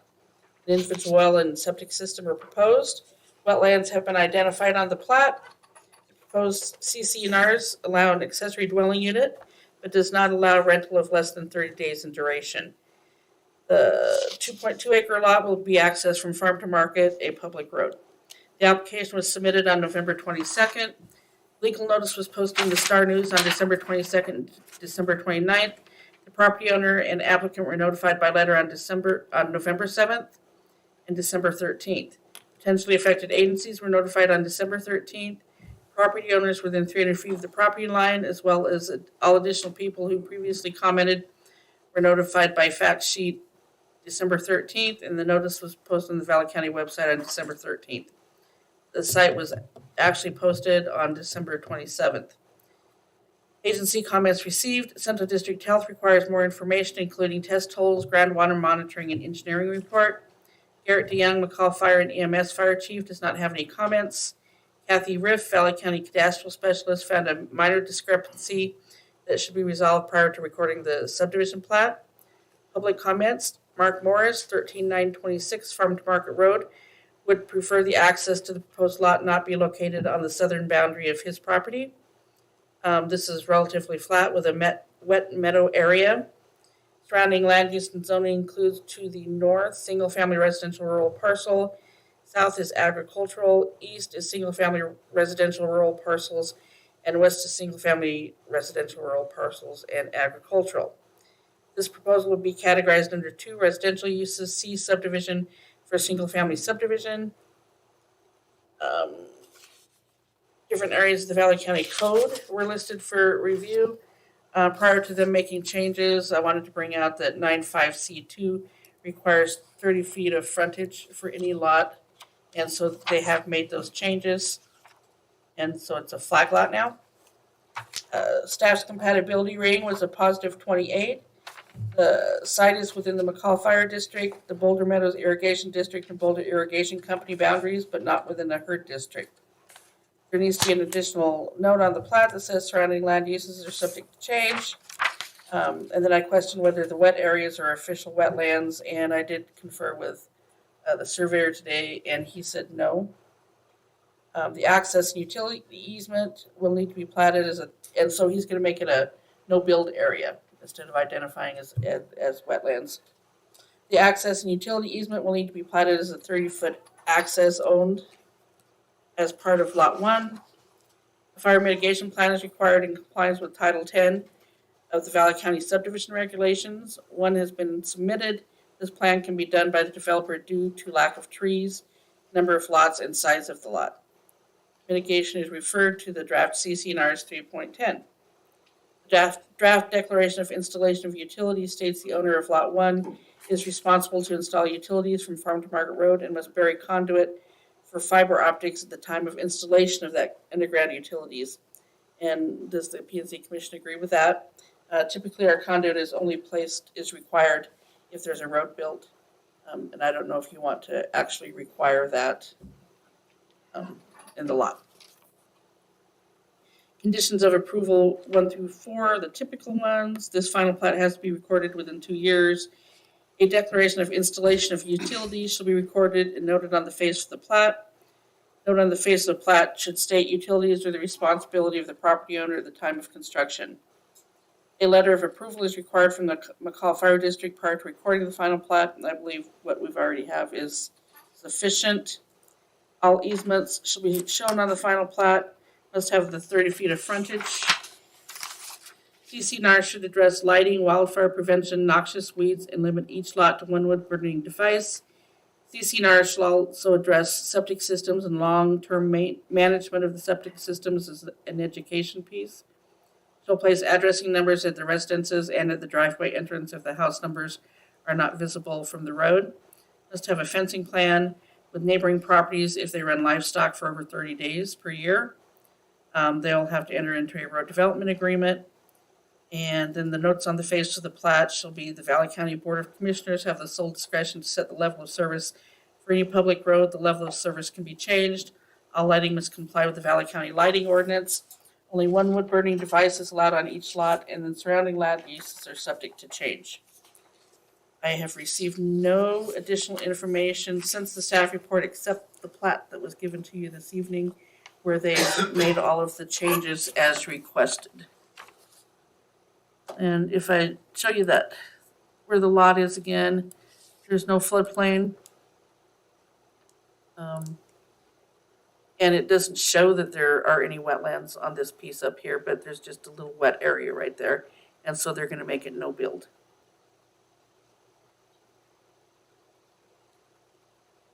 And that should protect the water quality of this pond also.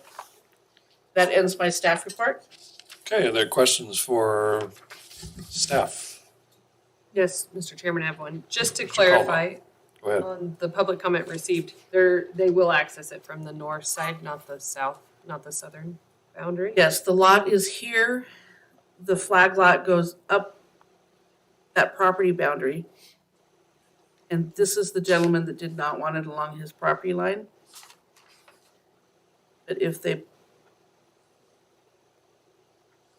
Okay, So it still is on the southern boundary? it is. Okay. It'll be a driveway running up the property line here. Thank you.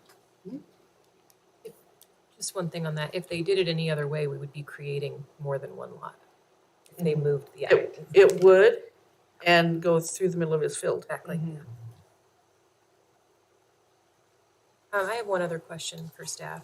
Can you go over number 6 again, regarding if they must bury conduit for fiber optics? Since it's not, I mean, I know that will be their driveway, but technically it's not even driveway, it's the flag. So I wouldn't think that requirement would apply.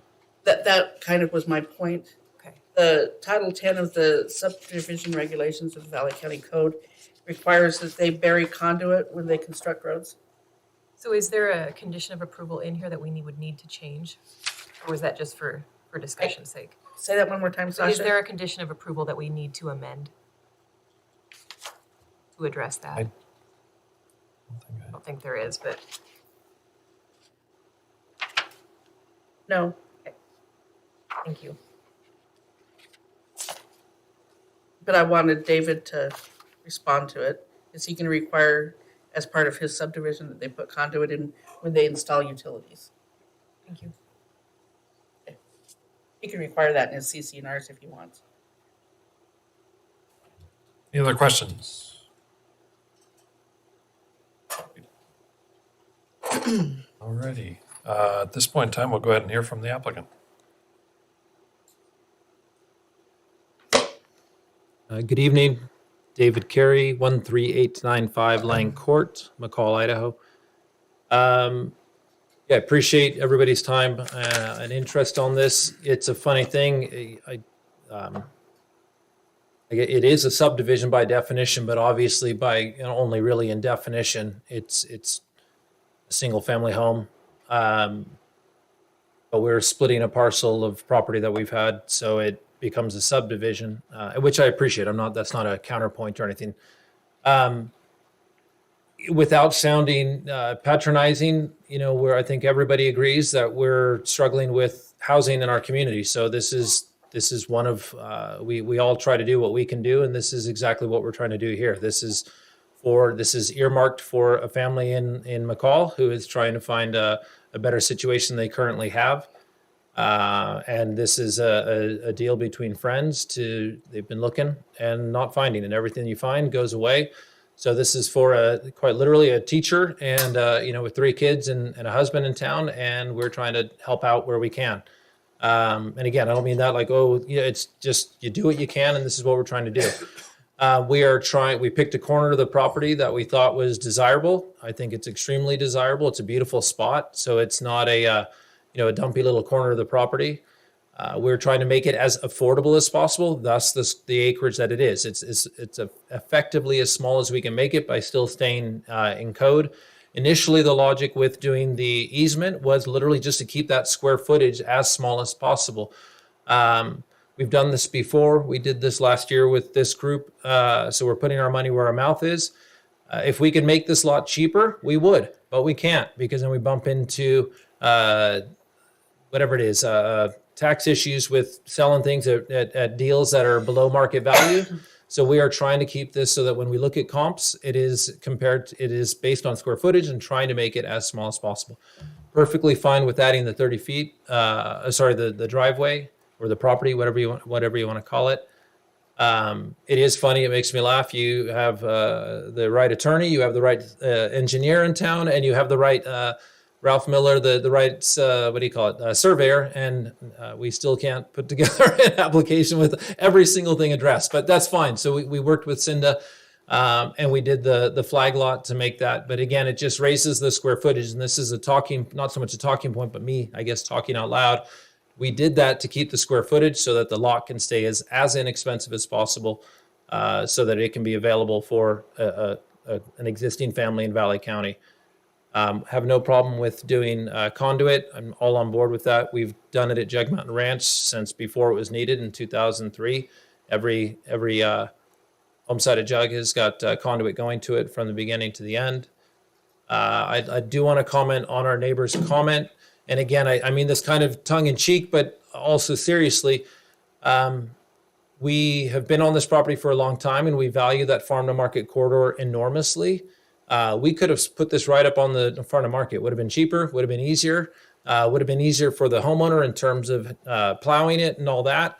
We thought we'd do the right thing, which is take it off of the corridor, pull it back away from there, tuck it back so when you drive north or south on farm to market, that it isn't just another house that is as small as possible, right up on the road, right there, front and center. And again, what is it that our parents say? Careful what you wish for. If we put that house right up on the street and then you get rid of right up on farm to market, get rid of the driveway so that we don't have dust, then you're going to have 2 neighbors that are shoulder to shoulder right there. So we tactically, intentionally pulled it back off the road for the corridor, for our neighbors, put it back in the corner there so that it isn't on top of each other. So it's a little bit of like I said, careful what you wish for. Do you want a tiny bit of dust from a couple of people driving into their single family home? Or do you want somebody who is right there adjacent to you? So we thought we were doing the right thing by putting it back off the road as best as possible. It wasn't an accident, very intentional.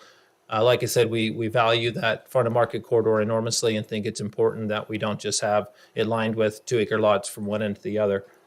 But yeah, that is our impetus. That's what this is about. There's ample opportunity to do more. That's not our intention. This is for this one home for one family in town. I think, 30 feet septic. We have worked with Mike Reno. I get all my names mixed up, not great with names. Been out there with Mike this year, put in a septic test hole. So obviously we'll monitor the results. Crestline Engineering will monitor the results and we'll see how we go. Again, fencing. We run cattle more than 30 days of a year. The whole of that property, thus the name North Pasture, is fenced. And as Cinda pointed out, or staff report pointed out, there is a main line on the ground, which will just truncate and still irrigate, but we'll just bring it just south. But so we will fence around their property because we will continue to run cows. And I think you said it, and I want to address it. It really, and I think Commissioner Childs, you also mentioned it. It really isn't a road anymore, I guess. So I think it's a lot. So I'm not sure how much more I want to say other than that. So it again, I'm not sure if it qualifies as a road. My understanding is it's the lot. Driveway. It's a driveway on which is part of a lot. So I think that's that point addressed, and I'm happy to answer any other additional questions, and I appreciate your time. Are there any other questions for the applicant? Dave, I have one mentioning the pipeline, the irrigation pipeline. It currently runs through the lot. Is that correct? So it's starting south and it just stubs. Yeah, thank you, Cinda. And it just stubs and it just stops. So all we're doing is literally taking, I think there's 30 feet of it. That'll just be, it's a 6-inch line underground. Is that the pressurized line?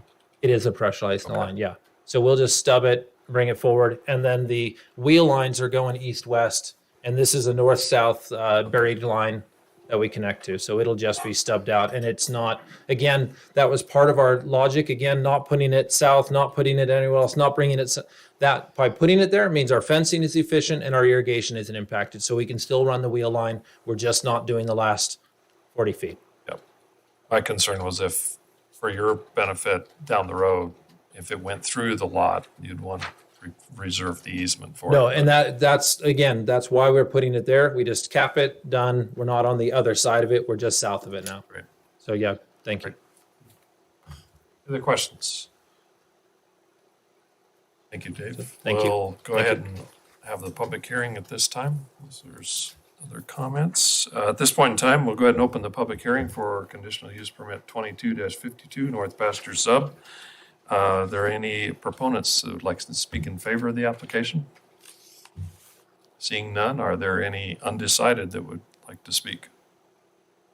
And are there any opponents that would like to speak? Please come to the microphone, state your name and your address. Hi, I don't know that we're actually opponents, but we are the neighbors at 13926. My name is Ellen Worley Knowles, and this is my partner, Mark Morris. And we enjoyed all summer long having the cattle up at the fence, by the way. We love having the cattle out there. And the question we have is just I think it was already answered about having the driveway right up against the property, because to bring it a little further away from that north property line of the proposed subdivision would then make another lot there. I'm not sure if that's how I understood it. But we are concerned, the former owner of the property had planted probably 20 years ago a lot of blue spruces, which have helped, I think, with dust mitigation. So we have questions about whether or not that driveway could be paved to cut back on some of the dust, because we do get dust from Potter Lane on the west side of Farm to Market. We got a lot of dust from the cattle, but for some reason we really didn't mind it, because we had great scenery. We loved watching the cattle. And but so a couple of concerns we have would be, could that driveway be paved? And the other one is, could there be And I don't know how effective it is, but could there be a screen of trees or shrubbery that would help with dust mitigation? So, did you want to add anything, Mark? Yeah, not just during the construction period, but, I realize with only one family living there, it's minimal traffic going in and out. But it is other vehicles, delivery vehicles, mail people, et cetera. And, no problem with the construction or really where the house is going to be. There's enough room around there. I have no issue with that. Right. Just that access Yeah. from farm to market. And unfortunately, you can see our property is, I'm guessing 20 to 30 feet away from the property line. The blue roof, the house there. And we've actually talked because of the housing situation in McCall. My family goes back to 1950, settling in McCall. And I'm well aware of the housing issues, the affordable housing issues that have existed in this town for many years. And we've actually talked about the back acre and a half of our property, putting in affordable housing, and addressing, helping, to build something affordable for another family in this area in McCall and Bailey County. So it's not that we're opposed to a home, but we're just have concerns primarily about dust. Yep. So Thank you for your that's it. comments. Thank you very much. Thank you. Is there anyone else that would like to speak in opposition of the application? Seeing none, at this point in time, the applicant has an opportunity for rebuttal on concerns. I left my pen, so there you go. Whilst I appreciate the comments, I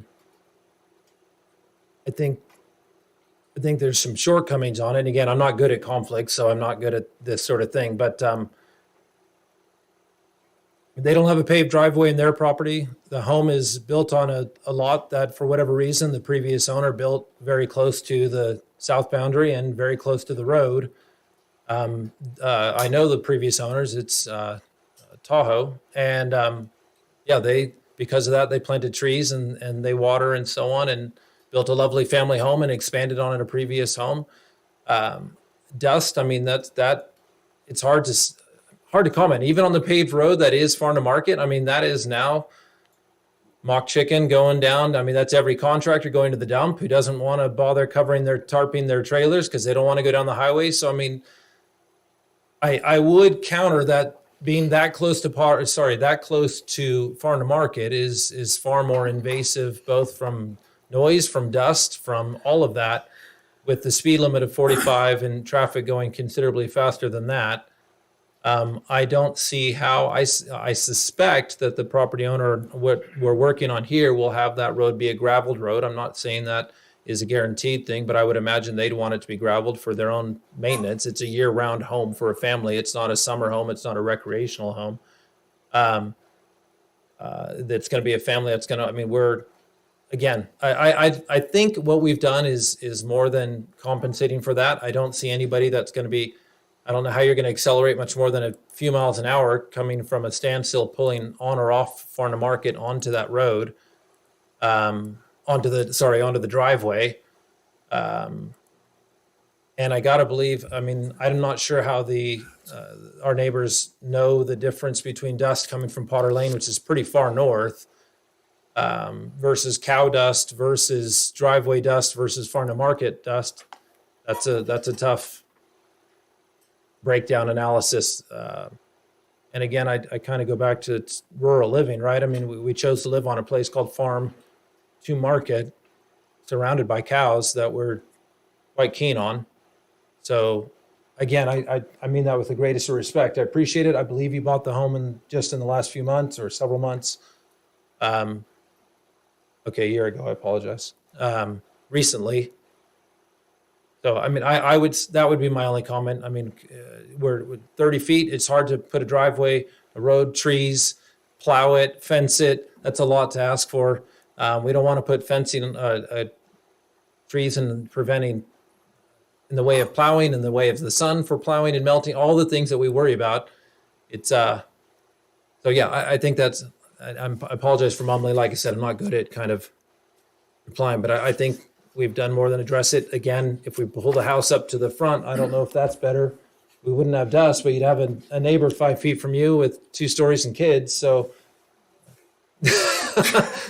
so I would imagine that, like I said, that was intentional. It's not an accident. It's not an afterthought. We thought we were doing the right thing by being the good neighbor and offsetting the homes. We're pretty good at land planning. We try to do that respectfully. Great, thank you. Thank you. Okay, at this point in time, we'll go ahead and close the public hearing and bring it back to the commission for deliberation. What is your pleasure? I like it. I think the size of the lot and the location kind of ties into what's to the east of it. Those houses over there, it kind of has a similar shape. It's smaller, but it just kind of ties in together. And as far as the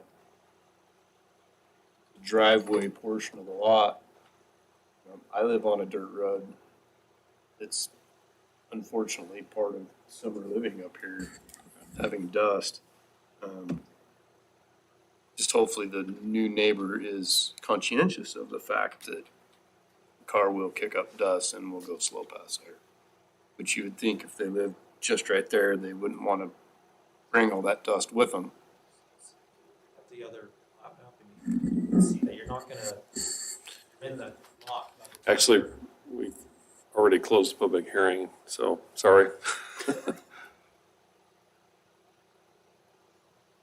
Other comments? It's 441 feet according to this from farm to market to the big part of the flag. I have a couple comments. Number one, on the fiber optics, I think that's totally up to the applicant of whether they want to put that in or not. It's cheaper to do when you build it the first time. I'm concerned about requiring a paved road or even screening of trees for a couple of reasons. One is, on the screening of the trees, what if the applicant puts the trees in that obstructs the view of the neighbors? And I think in this case, the neighbors can talk congenially. I think there's a good relationship there, and if they want to work out something that's mutually beneficial, that would be appropriate. But I think to require that is probably not, because I've seen some of those landscape projects go awry and they don't work out so well. But I actually think it's a good proposal. I give it a positive score as well. Any other comments? Well, Ken, just to add to that, they have a 33-foot easement proposed. You put a 12-foot driveway, you put 15 to 20 feet of snow, you don't have anything left for trees. And, a tree can get 20 feet wide. But the neighbor, they have 30 feet with no road in it. Just to add a comment to why the trees wouldn't work, couldn't physically put them in that narrow of an easement. A lot of times the neighbor plants a tree that becomes very problematic. Yes. So, Well, and like you said, it would obstruct the view of the cows and the cow pasture, the south end of the valley. other comments?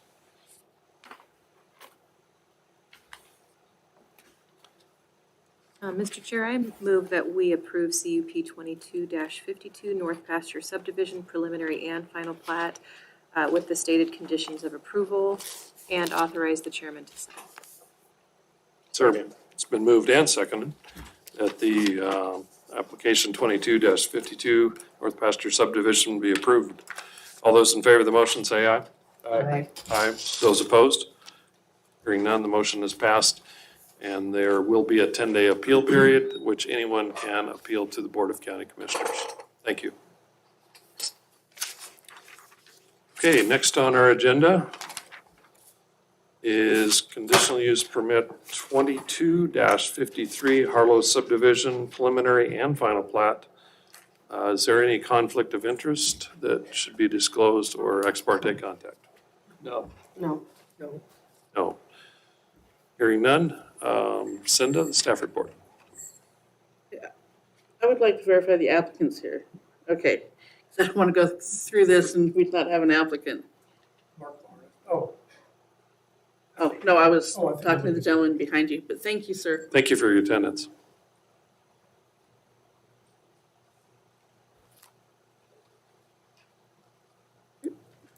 I'm gonna go to Nob Hill.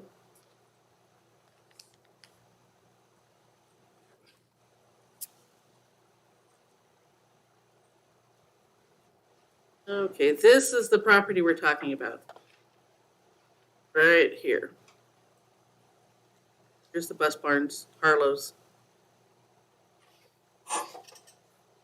So CUP 2253 Harlow's subdivision. Preliminary and final plat. The applicants is McCall Donnelly Joint School District number 421. It's located at 14030 Highway 55 in Section 33, Township 18 North, Range 3 east of the Boise Meridian, and it's 20 acres. McCall Donnelly School is requesting a conditional use permit for a 2-lot single-family subdivision on 20 acres. And the reason it's a single-family subdivision is because we don't have a commercial subdivision or something like that. So we just categorize it as that. Each lot would be approximately 10 acres in size. The school district intends to retain the west lot, which would continue to operate as CUP 12-10 McCall Donnelly School District Transportation Facility, also known as Harlow's Bus Barns. CUP 12-10 was recorded at instrument number 374361 and is included in the submittal application. Individual well and septic system area are proposed. A 140-foot easement exists along the eastern property line for irrigation use, maintenance, and repair. Access would be from State Highway 55 from a shared driveway access easement that is currently used to access the Harlow's Bus Barn site. The property to the south has also requested to use the shared access. There.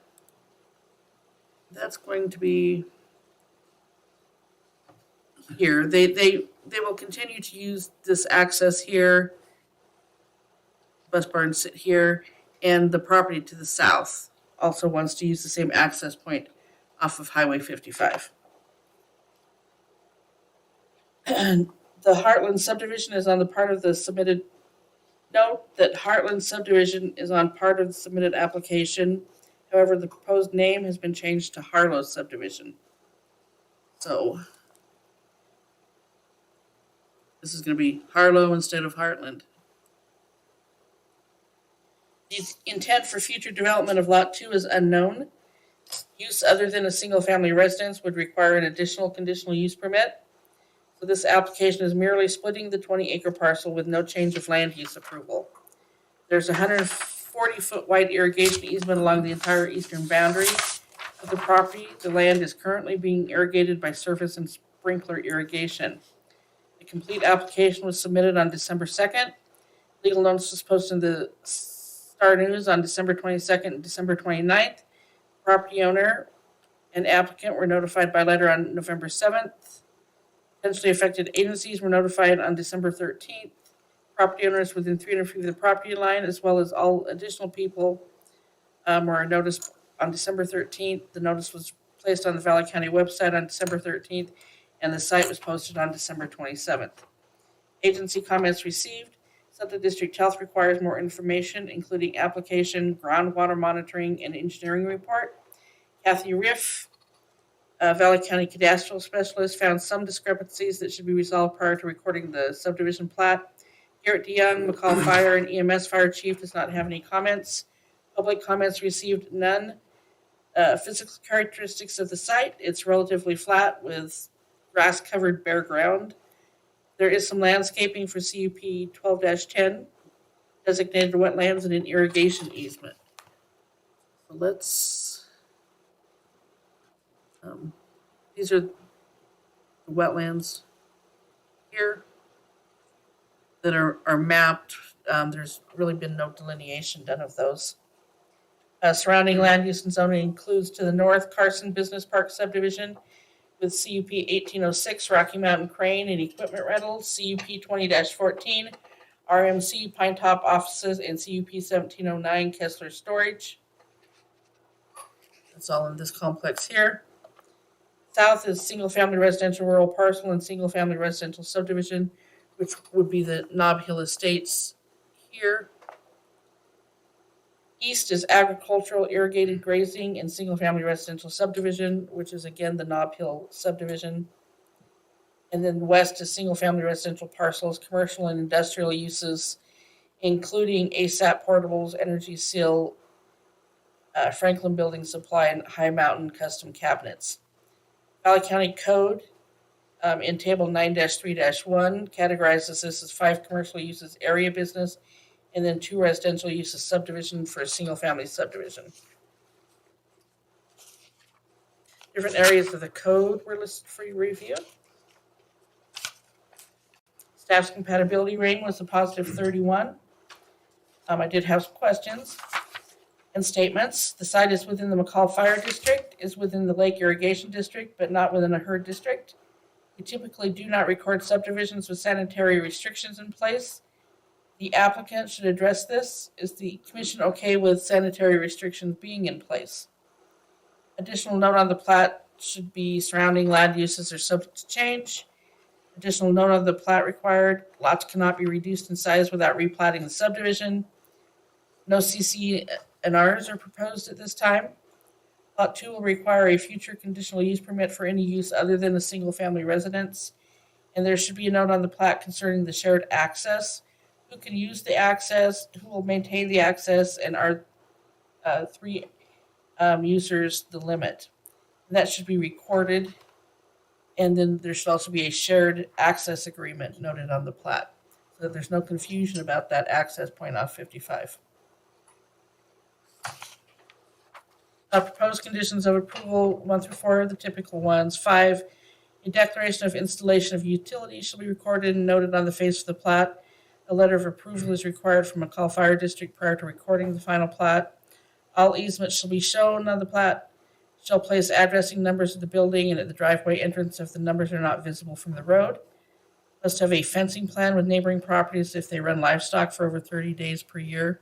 And we weren't sure what was going on back here. Shall create a shared access agreement and noted on the plat as a recorded document. Should note on the plat that lot 2 will require a separate conditional use permit.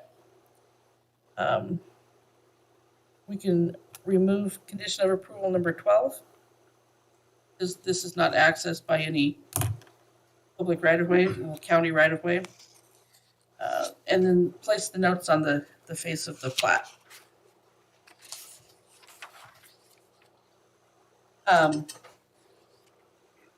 So the sanitary restrictions, state statute requires that sanitary restrictions be removed on subdivision lots. We have recorded some subdivisions with sanitary restrictions in place, and what they do is the Central District Health note. State sanitary restrictions are in place right here. Boop, boop, boop, boop.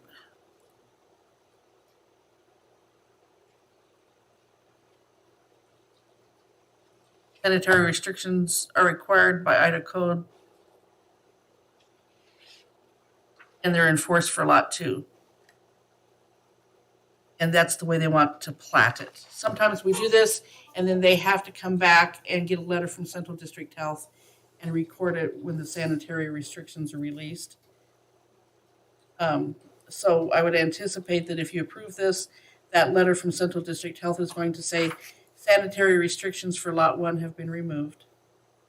Sanitary restrictions remain in place for lot 2. And then before they could do anything on lot 2, they would have to work with Central District Health to get those sanitary restrictions removed and then record that Central District Health letter. Usually I balk at that, but with not knowing what's going to go on with lot 2 and whether or not they're even going to need a septic system, and this isn't really truly being proposed as a single-family residential lot, Right. I don't know that staff would have a concern with that. Maybe just a comment. It seems like, I mean, somebody could use it and start raising hay on it again. Right. It's an agricultural place that has water. I don't know how many restrictions you want to put on that. And if anybody wants to come back for a different proposed use of the property, then that would require a separate conditional use permit anyway. Yes. For anything except agricultural use. So I don't know if we'd want to put sanitary restrictions on there. But the point is, typically, they won't be released either. They're not going to monitor it for groundwater or anything like that. It's the releasing of the sanitary restrictions that's in question. So for a parcel split, it's a subdivision, which is what we're doing here. And we just didn't have a category for bare land. In table 9-3-1, single-family residence, single-family subdivision, multiple family.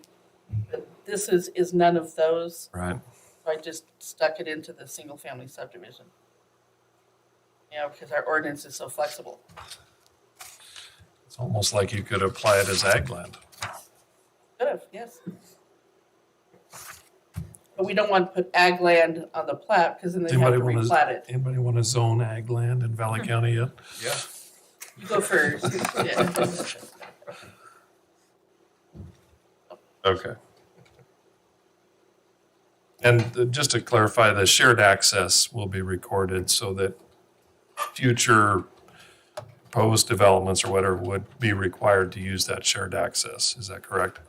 That's what we hopefully anticipate because Highway 55 is a limited access highway. Right. And so the bus barns would use it. This lot would use it. And the one to the south would be able to use it so long as they're in agreement with what McCall Donnelly School District is recording as part of this plat. Otherwise, we end up with situations like across the road from that, where we have multiple driveways right next to each other. Great. Yeah, no, I mean, this is a really good thing here. I'm excited good. that they proposed that. Okay, other questions for our staff? No.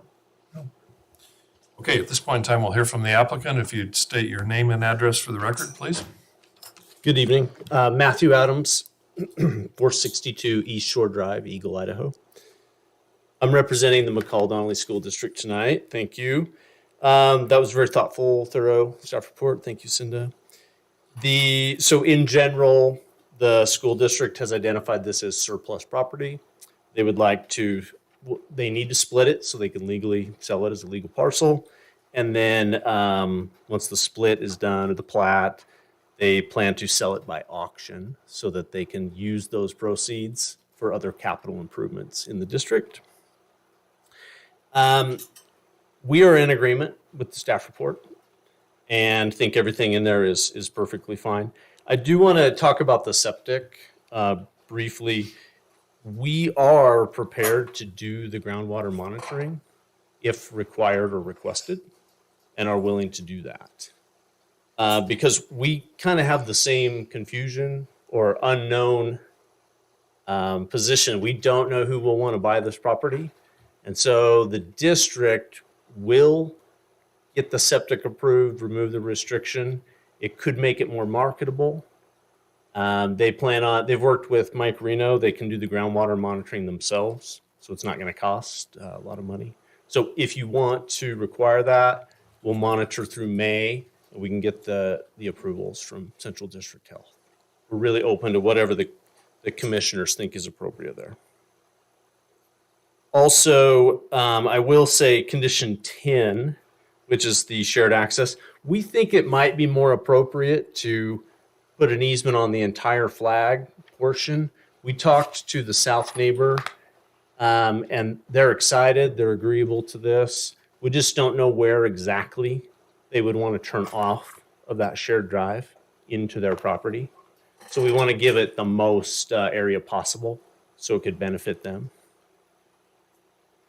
So this is really great for the community because Harlos has the goofy split entrance, and this neighbor has an entrance. So we're going to consolidate all that to a single entrance, which is great, and it'll align to the entrance across the street.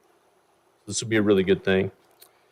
Also, we think the CUP requirement for Lot 2 is actually really good. We can't anticipate the use, so requiring that whoever purchases and wants to develop come back for a conditional use permit is the best thing for the community, and we're in favor of that as well.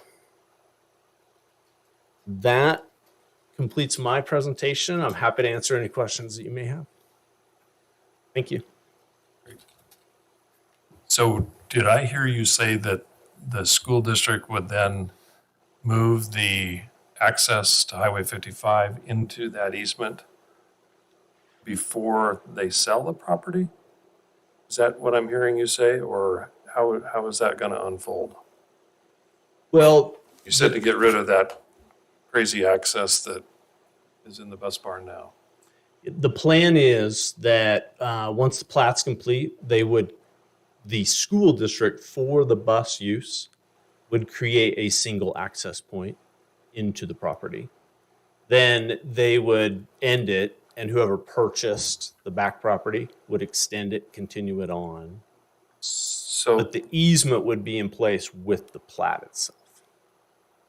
so let me make sure I get this straight. So the school district is going to construct the first part of the access off of Highway 55 in the prescribed easement for the back lot. Yes. So the Flag. drive approach and whatever distance into the flag lot Okay. before they turn north Okay. into Harlow, into the bus garage lot. Correct. And the district has asked us, as soon as we're done with the plat, we're going to approach ITD to ensure we have a permitted drive approach, That'd be a good which is idea. also very good, at the location where the driveway is actually physically located.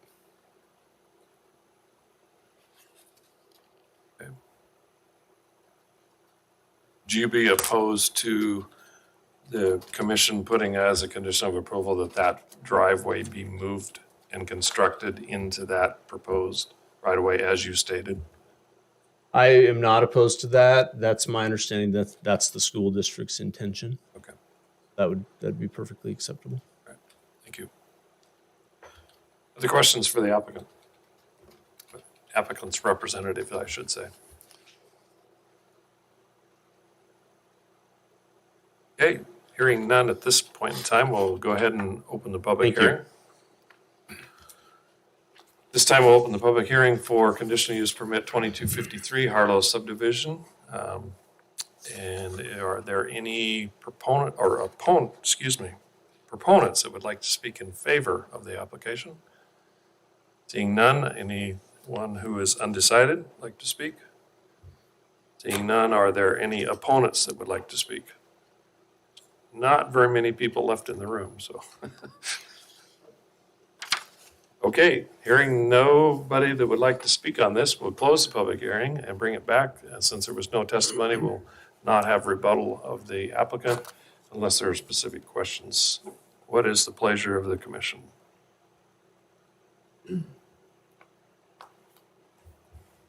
Mr. Chairman, I would just like to state that I don't think it's appropriate for us to require the sanitary restrictions, but I do think it will make your property more marketable and give you the most amount of buyers for the school district, but I just don't think that that's something that the commission should require. I would agree. I do like cleaning up that access on the highway too. I think that's smart to consolidate it to one. Yep. And that they're willing to do the ITD permit.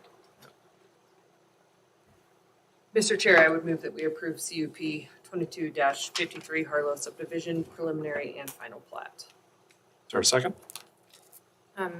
And authorize the commissioner or the chairman to sign. And remove number 12. And remove number 12. I'll second.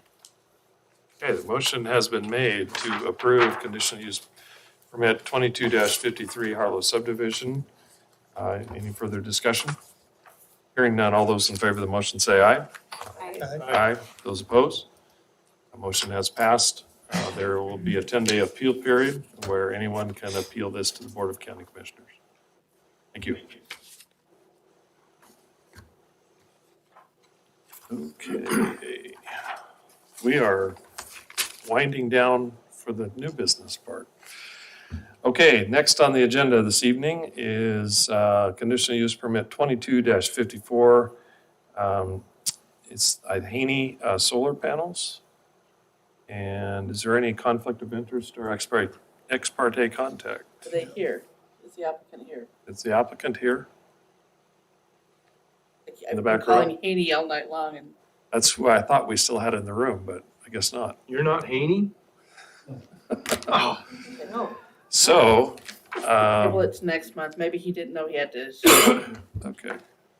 I will ask for I would entertain a motion to table this until February 9th. Move that we table CUP 2254 Haney solar panels until the next meeting on February 9th. Second. Been moved and seconded to table conditional use permit 2254. Haney solar panels, all those in favor say aye. Aye. Aye. Those opposed? And the motion has passed. It will be tabled till the 9th. Can we just reach out to them and make sure that they know they are supposed to be in attendance? Thank you. Okay. Give it to me and I'll give it back to you. That concludes the new business portion of our meeting. We do have several other items to discuss about, and which will require action on need of conditional use permits and whether they're required or not. First one is for a commercial kitchen located at 12756 Skane Road. Is an action item. Cinda. Okay, his conditional use permit required for a commercial kitchen at 12756 Skane Road. Kelly Mendoza is requesting to convert a portion of the residential garage into a commercial kitchen at her home. The amount of space is 30% of the garage and there will be no customers. Request letter and maps were attached for your review. If it's decided a conditional use permit is not required, the decision will be presented to Central District Health. And that will be presented to Central District Health for sanitary considerations for kitchens, because this is on North Lake Sewer District.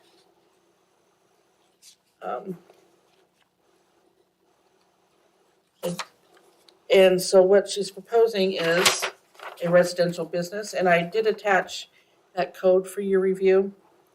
A residential business owned and operated by the occupant of a residence located in the same lot or parcel as the residence, which retains the residential character, and then restrictions will be applied to ensure this residential character is retained.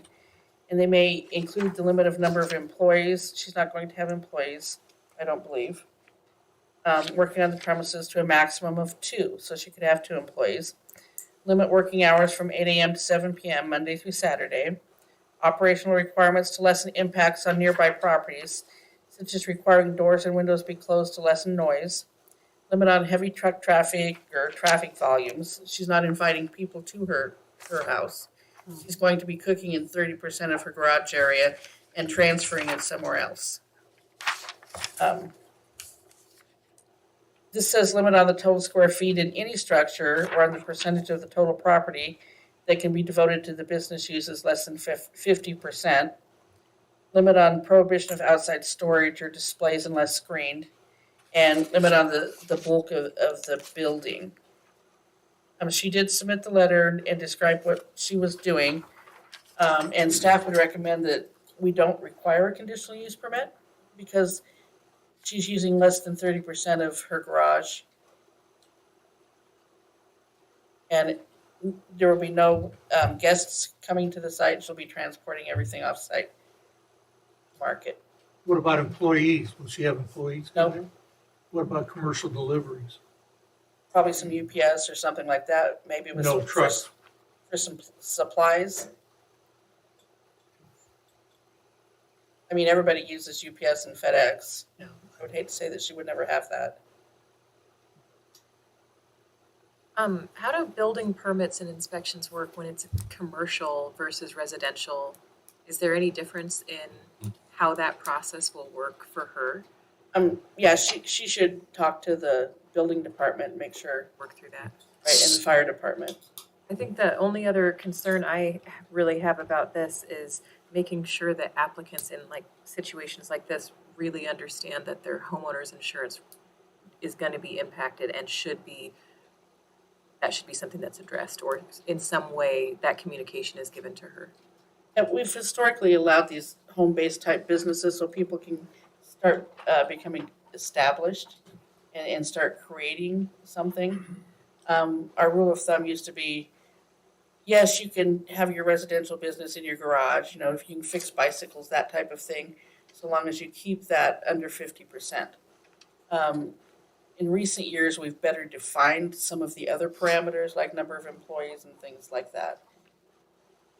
I think that's more just for the protection of our own asset type of thing. Okay. And I think there is a requirement for Central District Health on a commercial kitchen.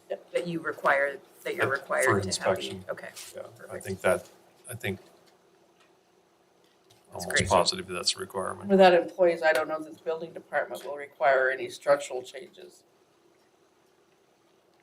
Then I'm personally, I think that this should not require a CUP, this one in particular. Is that in the form of a motion? Sorry, I will motion that. I will move. These weren't action items? Okay. Yes, they, yes, they are. Yes, it was, never mind, there it is. Sorry, I just lost the CUP number. I feel the same. I don't think there is a. Oh, there isn't one. Okay, so. No. Then I would motion that we approve the commercial kitchen for 30% of the garage at 12756 Skane Road to not require a conditional use permit. Second. It's been moved and seconded that we do not require a conditional use permit for the commercial kitchen at 12756 Skane Road. Any further discussion? I wouldn't want to live next to a bakery. Just saying. Samples. It would always smell good. I can be bought, yeah. Sorry, was there a second? Yes, there was. There was Callan. me. All those in favor of the motion say aye. Aye. Aye. Those opposed? Motion is passed.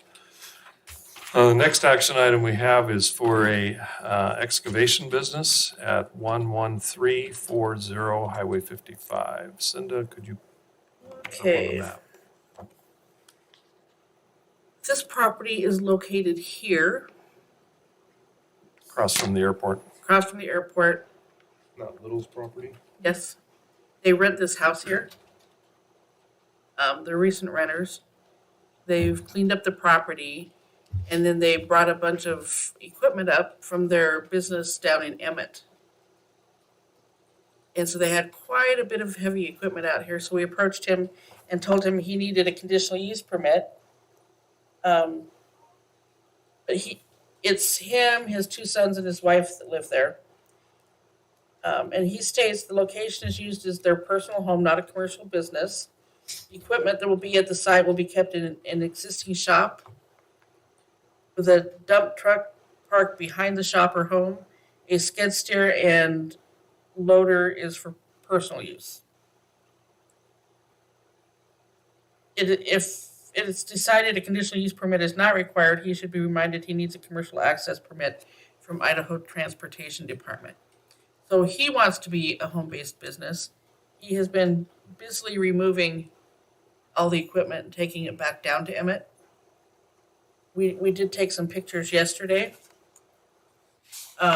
When he was first approached, it was like sub-zero temperatures, and we didn't require that he, start up all that equipment and try to relocate it at that time. That was nice. Out of consideration, for his equipment. But these were taken yesterday. You can see across the road that he still had quite a bit of equipment.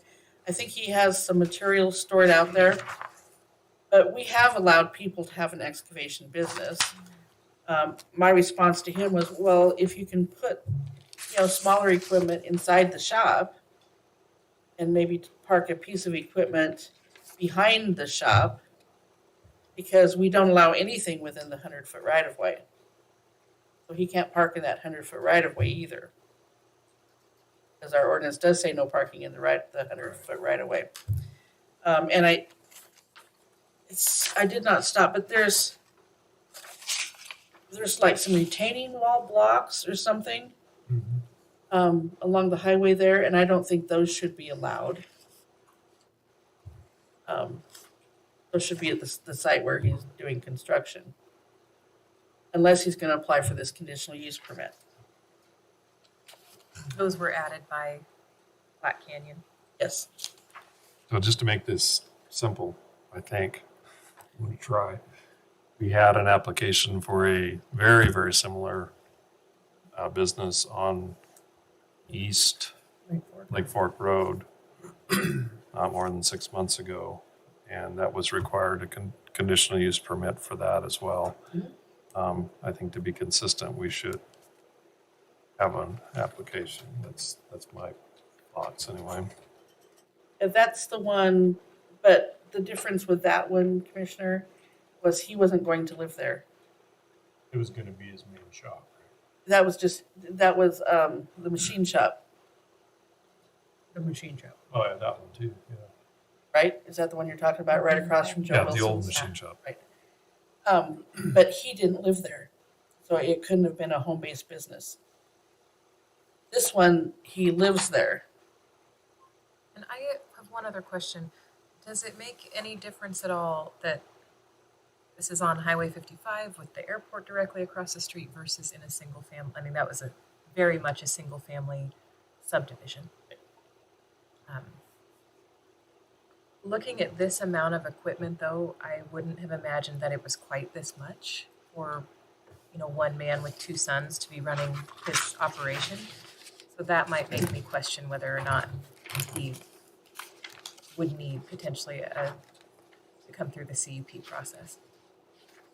Especially so that he knows the rules about the 100-foot right-of-way and those types of things. So, but just for question's sake, are we looking at this correctly, Cinda, that it would be different than that other application? So it sounded like in his letter that he wasn't gonna use it for his business. Well, Did I remember he that is. correctly? His plan is to keep minimal equipment on site. The equipment there will be kept in the existing shop with a dump truck parked behind the shop or behind the house and out of sight from the main road. I don't know that you can be completely out of sight because if you're coming north, you can see it. But can't be within that 100 feet, which when you look at this, I mean, the 100 feet.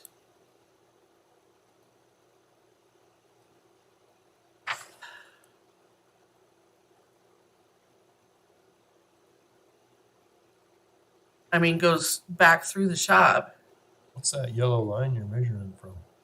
property line. 100 feet. Another question, Cinda, sorry, was the only reason that other application was in front of us was because he did not live there? Yes.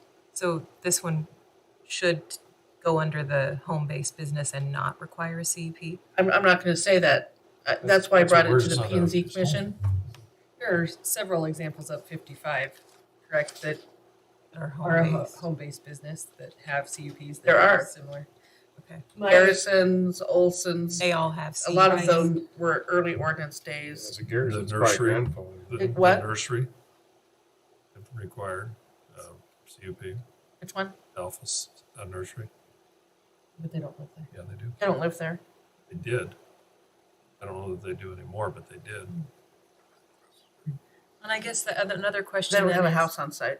is it considered a home-based business if it's only you coming and going? Or is there another component if you have employees coming and going? Well, I don't want to put him through a process that isn't justified. well, the definition said, up to 2 employees allowed. I mean, if an employee came and parked and jumped in the truck and went with them. If it's not a business and he only has the skid steer and the loader to move snow, then what's all the rest of the equipment? Right, that is a lot of equipment. Well, he's been moving it off But why was it here in the first place? because he has a business in Emmett and he moved his equipment up here. Why? Because he's establishing his business here. That's not his house. That's the answer. So that's my best answer. He just says it's not, see, putting our family, blah, blah. In years past, they drove back and forth between Emmett and Valley County. They have the home, there's a shop. Would you consider, and I'm not making arguments for him, he's not here, but if he put equipment inside the shop and then had one dump truck outside, do you still think he needs a conditional use permit? If he parked it along that north side of the shop?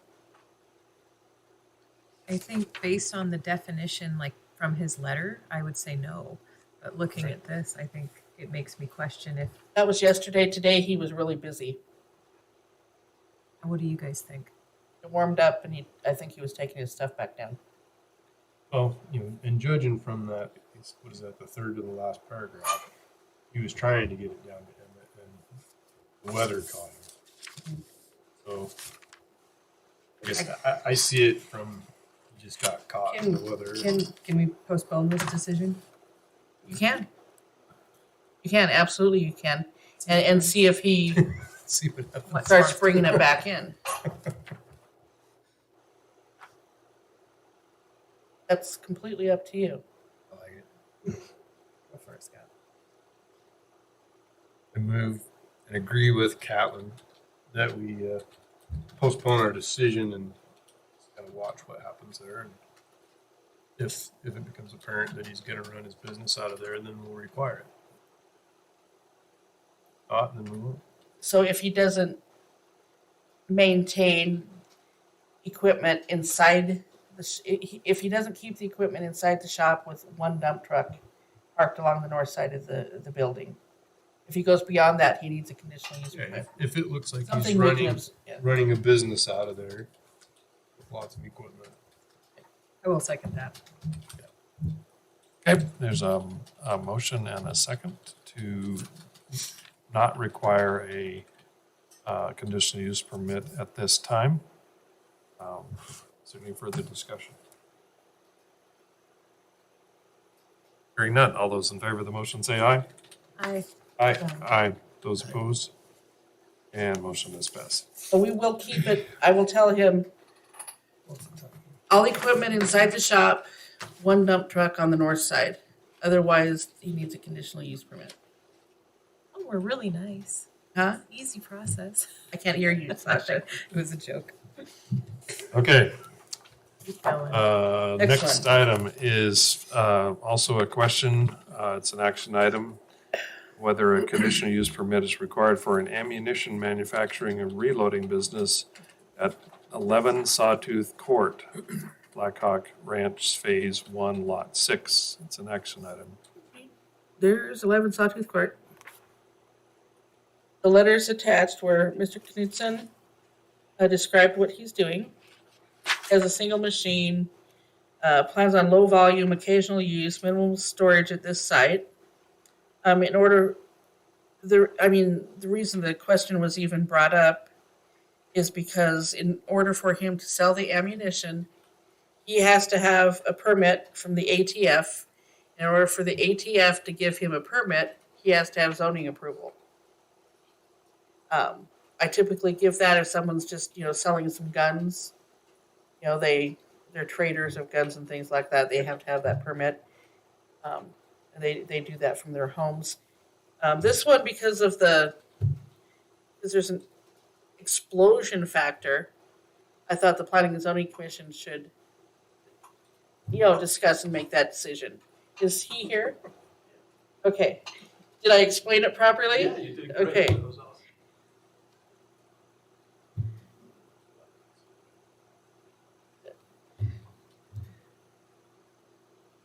Is there a motion? I think mostly just like the fire department knowing, police department or sheriff's department knowing that that's going on there, so that if something happens, they're like, oh yeah, at this address, this is going on, so that they're prepared. The sheriff, part of the process with the application to the FFL is that I've got to send the exact same application to the law enforcement officer. I'm sorry, Mr. Chairman, were you asking for a motion? Well, I am. If there's a motion, And to notify the fire department. I know. I would make the motion that we do not require a CUP for an ammunition manufacturing reloading business at 11 Sawtooth Court. I'll second that. Is there a motion to not require a conditional use permit for an ammunition manufacturing reloading business at 11 Sawtooth Court in Black Hawk Ranch, Phase 1, Lot 6? Is there any discussion? I would suggest that this is something that neighbors probably would like to weigh in on. And some manufacturing, it's light duty manufacturing, industrial. So I would highly recommend that we take a look at this one. So we don't know what that business is going to grow to and what it looks like Well, it 5 years says down the road. the plan is to treat this as a hobby. And I I think guess if, if that were to change. right. I think there I are, don't know if you. all I was gonna say is, I don't think we know how many people are around the county reloading. Well, And I don't wanna go through every No, CUP. I don't think for that. that's the issue. It's a commercial operation. Just because it has to be. Just because he has the FFL license? Right. Would that be the job of fire and the alcohol and tobacco and firearms when they permit it for the safety of it? But without some sort of a public process to look at it, your number one, your neighbors are not going to know about it. Your fire department's not probably going to officially know about it. Law enforcement sounds like they will be involved. But I think that's, in my opinion, overreaching a little bit. If there was a big concern of explosions in this with gunpowder, I think the FFL and the ATF would have far more regulations on it. Again, there's so many people around the county that reload their own. yeah, and I don't have any problem with that. But, and he states that it's not a business, it's going to be a hobby, and I think he says in here that he's not going to sell it. It says a business right here on the paper. Yeah, he's gonna sell it, that's why he needs the ATF. Maybe if you put parameters that if he exceeds 50% of the floor area of his garage.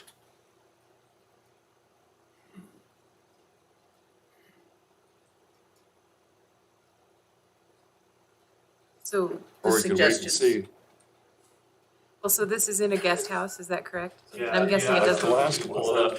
Yeah, it is. and this, I'm guessing, doesn't take up very much space. No, it doesn't. Yeah, right. I think the guest house is probably. So is there a different parameter that we might want to? I'm happy to get a letter. There's not, we have one neighbor, there's a few people in the subdivision, but they're all too big for lots.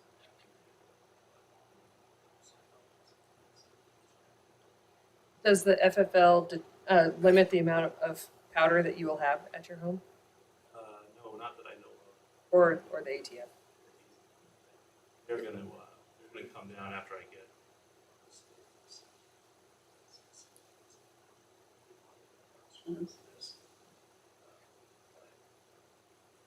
They're gonna come down. Hours. Is this the structure here? Is this the Yes, structure? Yeah, that's. Is it still being used? No, it's. As a it's guest house? It is a guest house, but there's nobody.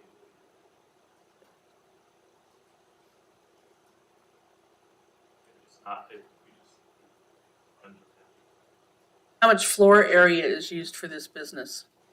No, it's just it's a reloading machine. It's got all the, it's probably about like this.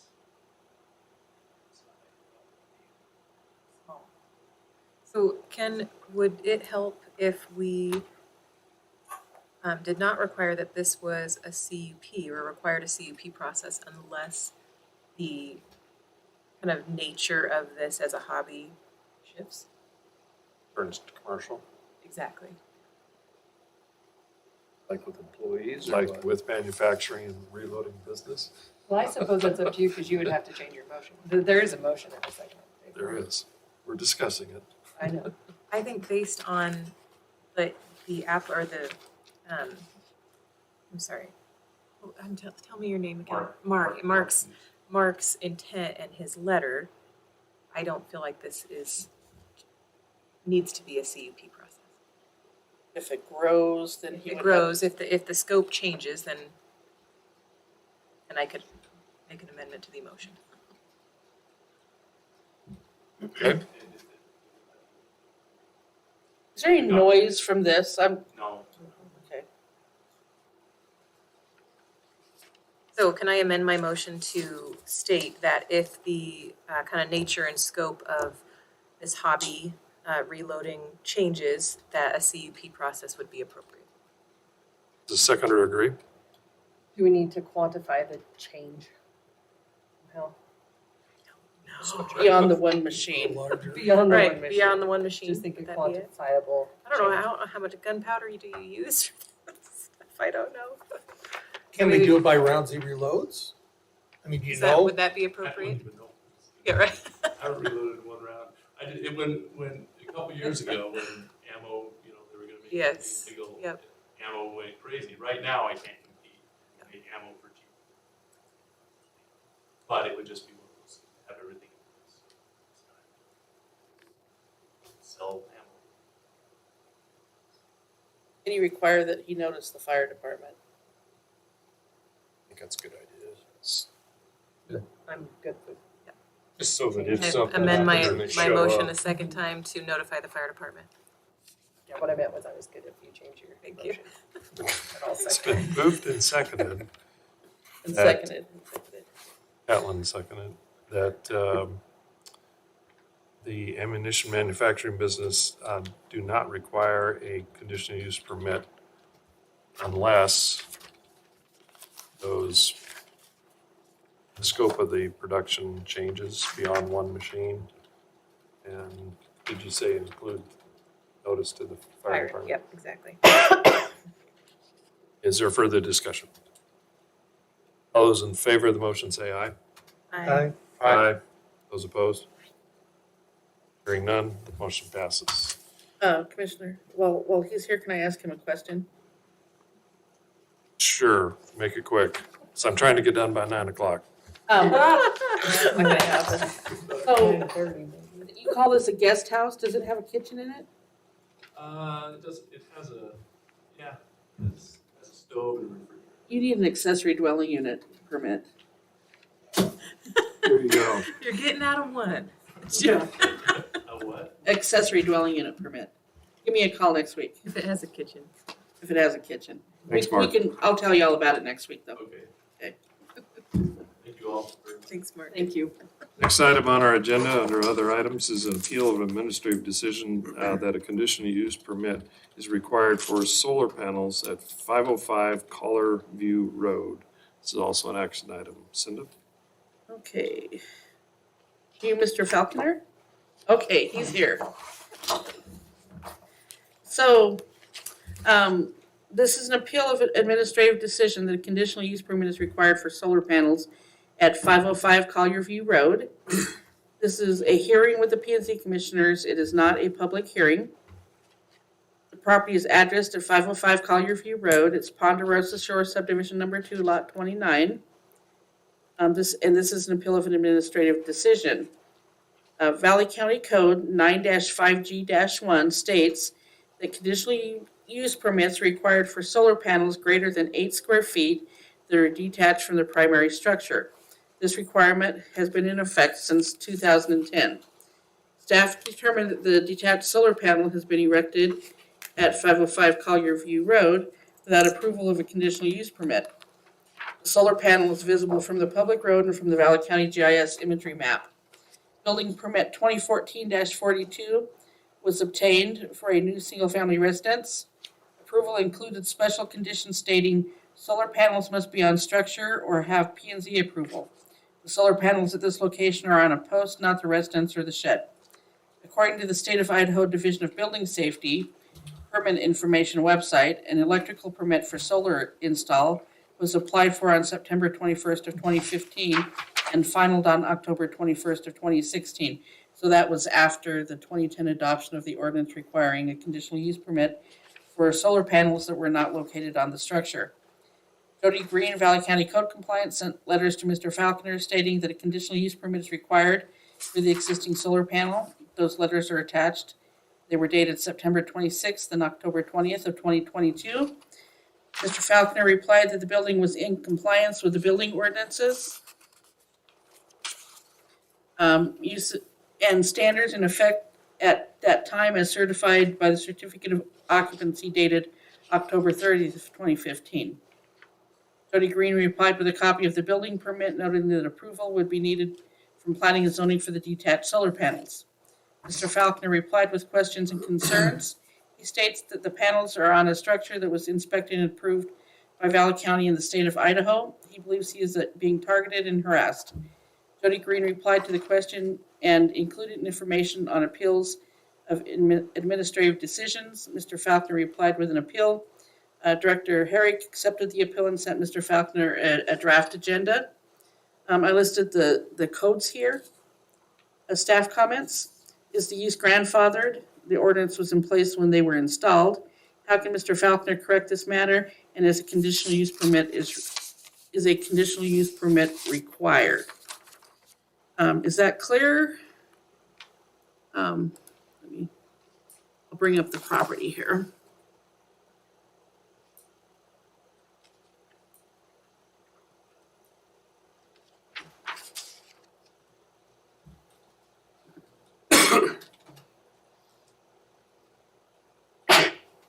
Excuse me.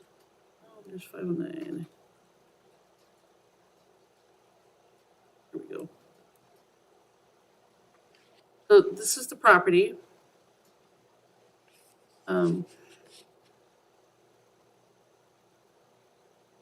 Here.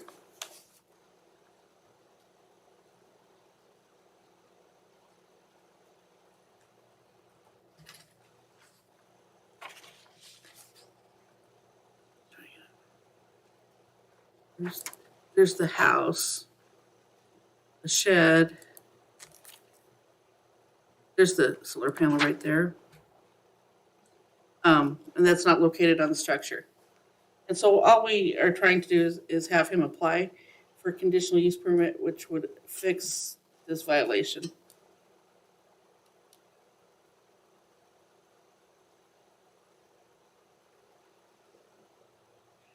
That ends my staff report unless you have questions. I have a question. So reading in the email chain, he had stated something about redacting the off-grid special conditions in the building permit application. Was there something in the permit application This is that the talked about the off-grid? this is the permit here, Okay, building permit 2014-42, and it says solar panels must be on structure or have P&Z approval. And that's this structure, which was the new single-family cabin. so that was to be on the cabin, on the house, part of it? Yeah, it needs to be on the cabin, or he needed, What's the blacked out part on there? Is that the number that's rewrote above it? Is that what that was for? She answered that in there. In one of her emails. I think it was probably just me when I was approving it. This is my handwriting. Huh? Oh. I guess it said off grid.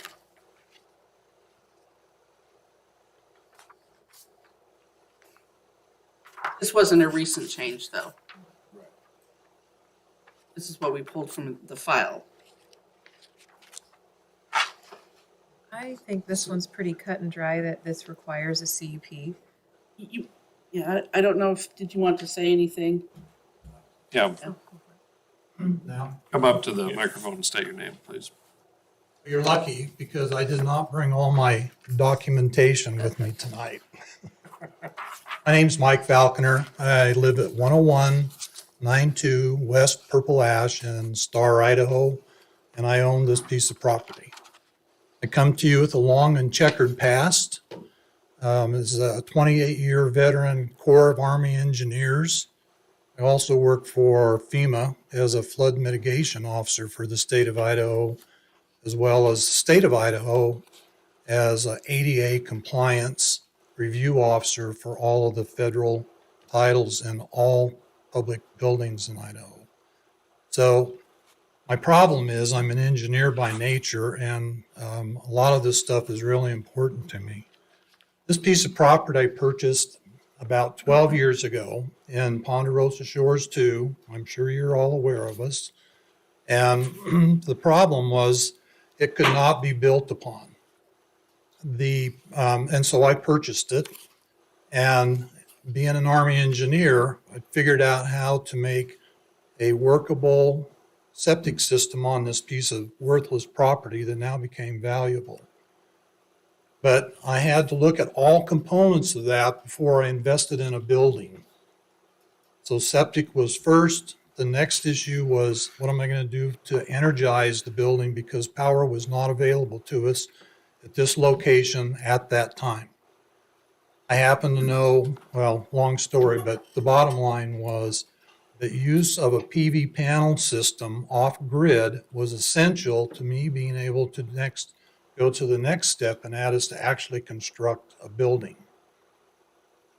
The building official at the time was really instrumental in helping us figure out a way to take this worthless piece of property and make it into something that we could use.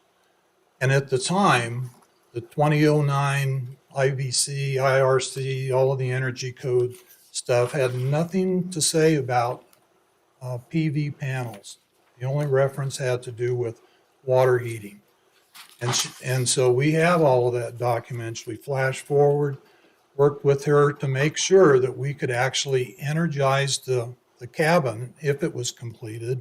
And as a result of that, obtain an certificate of occupancy, which if we couldn't get that, everything that we'd done was a waste of money. This system cost $30,000. I didn't walk into this thing with a hope and a prayer thinking that I was just going to get by, when the investment to provide solar was almost equal to the investment of the cabin itself. So the application was, the building application was submitted. The term off-grid was essential to what we were trying to do here. I don't know when that was crossed or redacted out, but it didn't change the intent that without an off-grid system, having a cabin was just worthless. Definitions are important to me, and at that time, excuse me, what we decided was that the PV panels must be on a structure. And using the international definitions, that's a structure. It's a little different than a dwelling. It's a little different than the definition of a building. It's not used for human habitation. A structure can be a component of the cabin, but certainly in the international code, the building codes, which the county requires us to use, this was an engineered structure. The height of the thing is 13 feet. The width of it is 10 by 16. The base is a 4x6 with about 4 cubic yards of reinforced concrete. And the post that it sits upon is an 8-inch galvanized post with a single axis solar tracking system. This is not just a farm post with a couple of PV panels on it. This is a very efficient system that produces about 2,500 watts of power. So we put a lot of money, thought, and forethought into this whole process to get to this point of getting a certificate of occupancy. We were able to do that, and that was 8 years ago. And then suddenly I get a letter in the mail that says, you don't meet the new current requirements of PV panels. And immediately I went into overdrive and like, what is going on here? The county code that you use with 8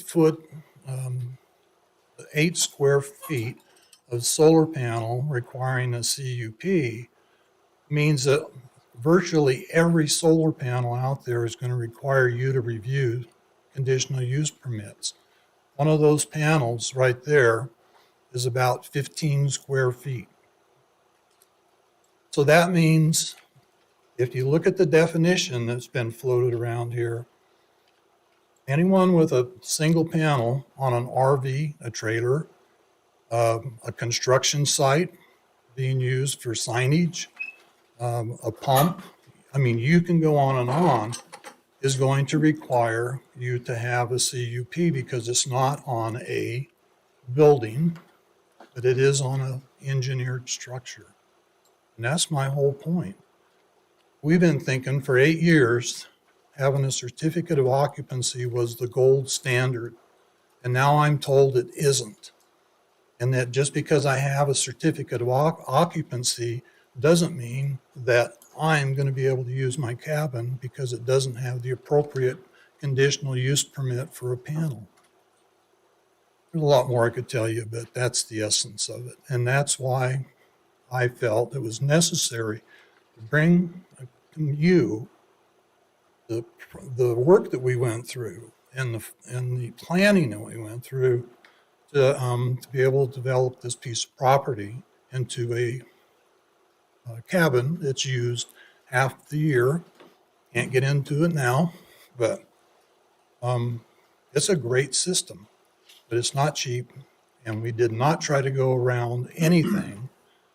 And so I have the the certificate of occupancy that says, in short, that we met all of the international building standards and all of the Valley County standards and uses for this building. I had to do one correction on the interior of the cabin, which I accomplished.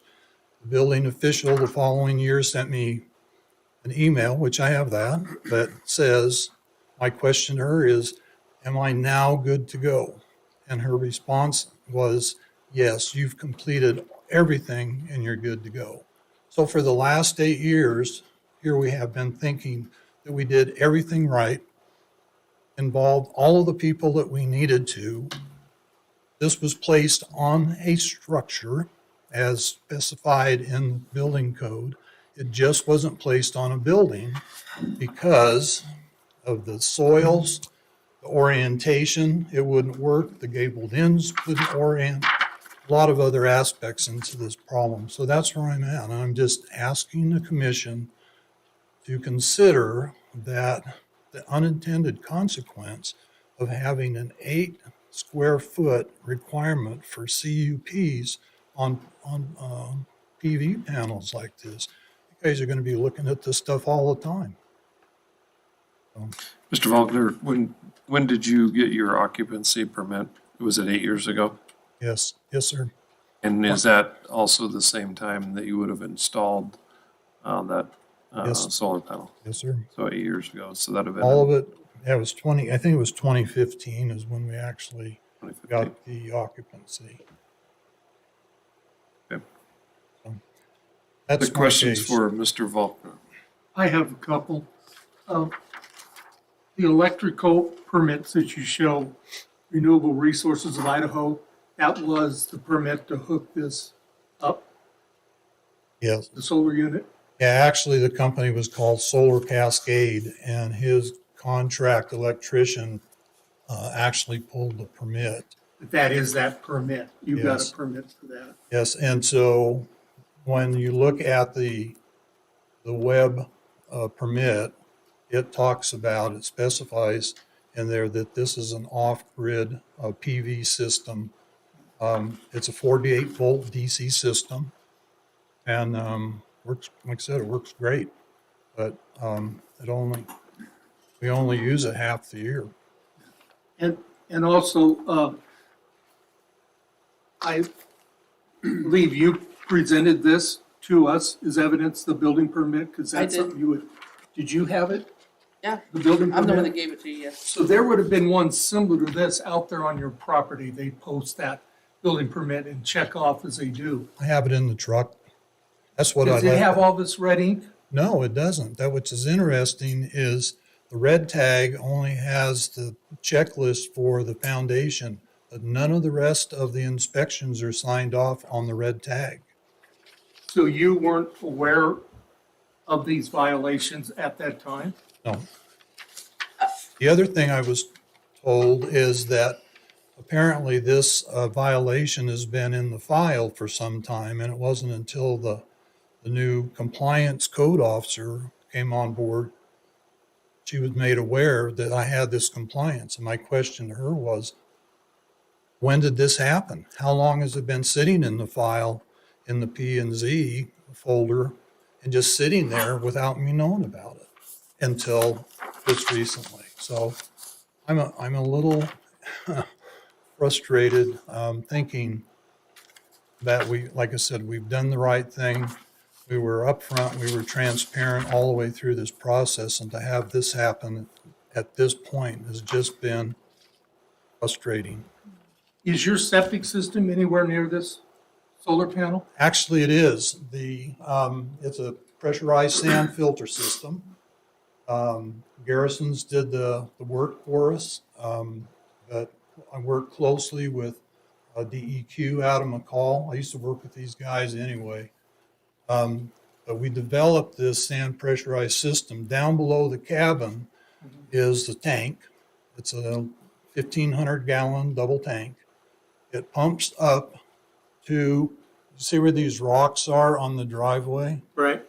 Underneath that is a pressurized sand filter system. So the system pumps up to that, perks down through the sand filter. It drops on a gravity outflow on the north end, and then the primary and the standby leach lines are in place below the solar panel.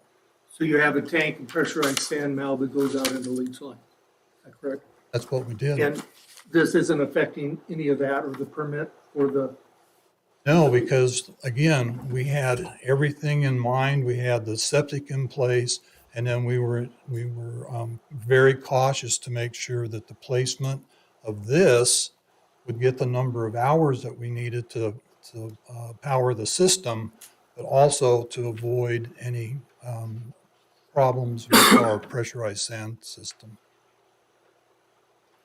and you've seen the 4 requirements for solar panel to get in order to get a CUP, they have these 4 requirements. Yes, sir. Have you read those? Yes, sir, I have. Do you feel that you comply with all 4 of those?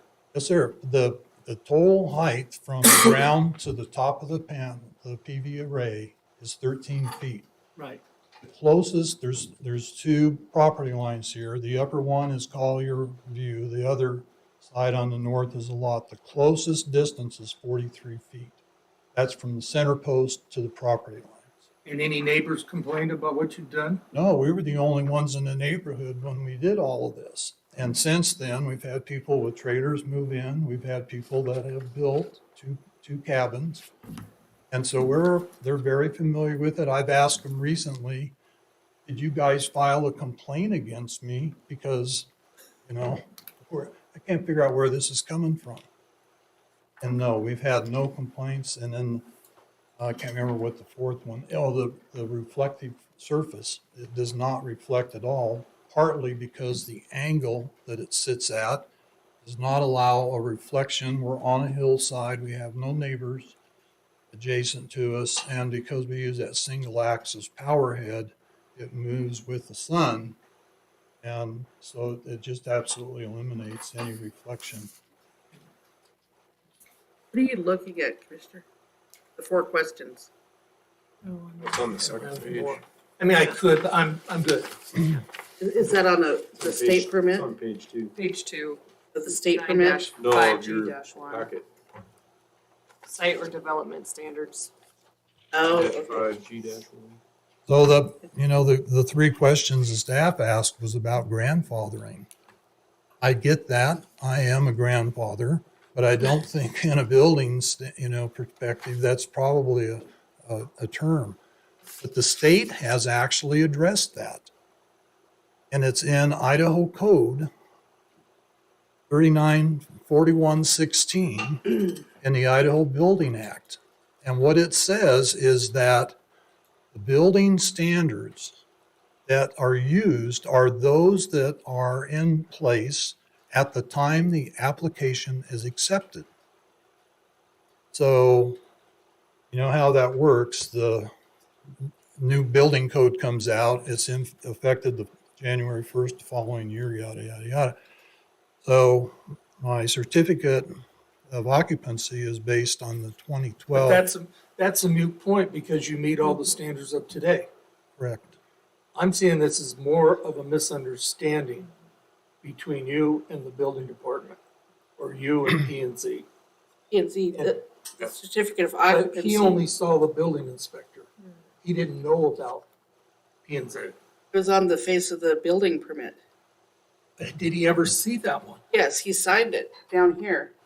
Okay, he signed it with the original ink, and It all says the the red was original. added later. No. This is the building permit he was issued. So that's photocopied after he Yes. signed it. This is photocopied. Wasn't added on to. We didn't add on to it, no. Why the two inks? Huh? Why the two different inks on this? Because this is my handwriting. And this is Ann's handwriting. This is his handwriting. Because there's several different people that review it and sign off on it. Mr. Commissioner, Does it, excuse me, does your copy of that permit have all of the notes on there? Does it have this note? It does, and so I have a copy of the copy. I have no idea what happened to the yellow copy or whatever it was at that time. But back to your question, that's kind of the essence of where I'm coming from, is the notation says that the panels must be installed or should be installed on a structure. And my position is, by definition, that is a structure. It's an engineered structure. And looking at the 2017 amendment to the international codes, it finally talks about panels on a building and panels on an off, I can't remember the term now, but a standalone structure. And that's what we had, is a standalone structure, because it would not fit, it would not work because of all of the problems we had with placement of the building. Your on the argument isn't that you didn't know about the CUP. Your argument is that it's a structure, therefore you don't need a CUP. Is that your Correct, argument? that's correct. It meets the international standard and definition of a structure. It did then, and it does now. But our land use ordinance goes beyond that. This isn't in addition to, I mean, I don't enforce the building code. This is a land use ordinance that requires it be placed on the primary structure. I have a So question. I think that's what we're missing here. You just said primary The structure. house. Not a structure, it's the primary structure. Cinda, I have a And that's question. what the Valley County Code says. Do we have any different requirements when a property is considered off-grid for things like solar panels? No, if it's not on the structure, It's still primary the same structure, process. according to that secondly- code, they need a conditional use permit. Thank you. And then secondly, the process of obtaining a C of O when there's a solar panel, does that have anything to do, or is it just regarding, because I would That's think the a C of O structure. has a completely different process than, so that may have just been, it really wouldn't have been something that they would have even checked for when issuing a C of O. Right. Or is that accurate? Or did She we would be as looking- Valley County miss something? She would be looking at the structure. So I Doesn't do think comply you're with right. though. International, she would be looking at the house to see if it complied with the International Building Code. So Yes, she probably should have said, this oh, needs to be. if that was there, I don't know when she finalized this. Okay. So I think, in my opinion, I think Commissioner Swain, I think you're right. I think there was a little bit of misunderstandings on this, but ordinances and codes are what they are, and our job still is what it is to enforce what our codes and ordinances have for us to do. I don't think that there's any reason to believe for any reason that your CUP wouldn't be approved.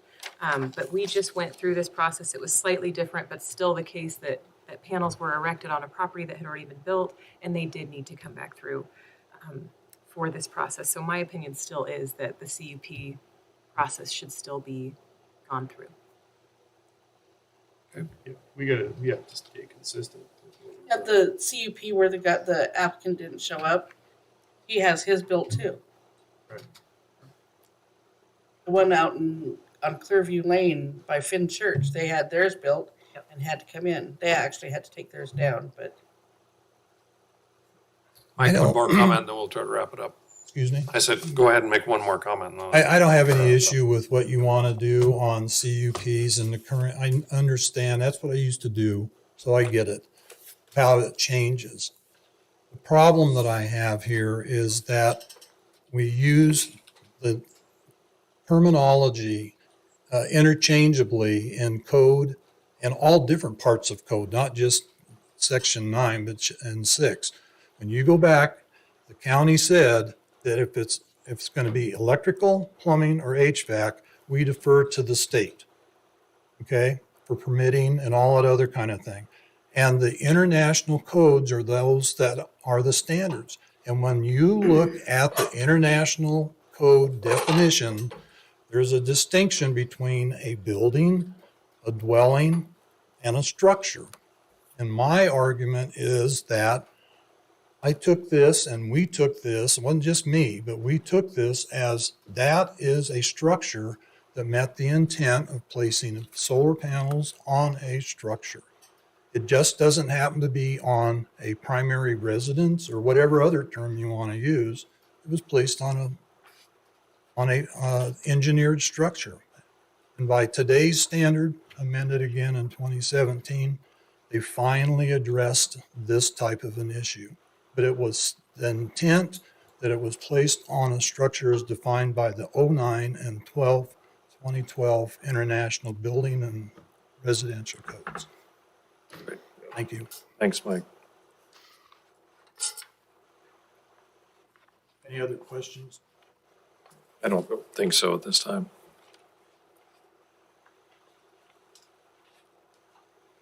What's the pleasure of the commission? You didn't make a motion, did you? I didn't, no. Making sure I didn't have a motion on the floor. So where it went. I think what this comes down to is kind of a confusion as far as, yes, that is a structure. The Valley County Code requires it to be on the primary structure. That's not the primary structure. So, you know, I see his point of view, but the code says primary structure, which I would assume is the house. I think you raised a question, and it's one of the things that we have to do as a commission is interpret these ordinances and the comp plan that we have before us. That's part of our job.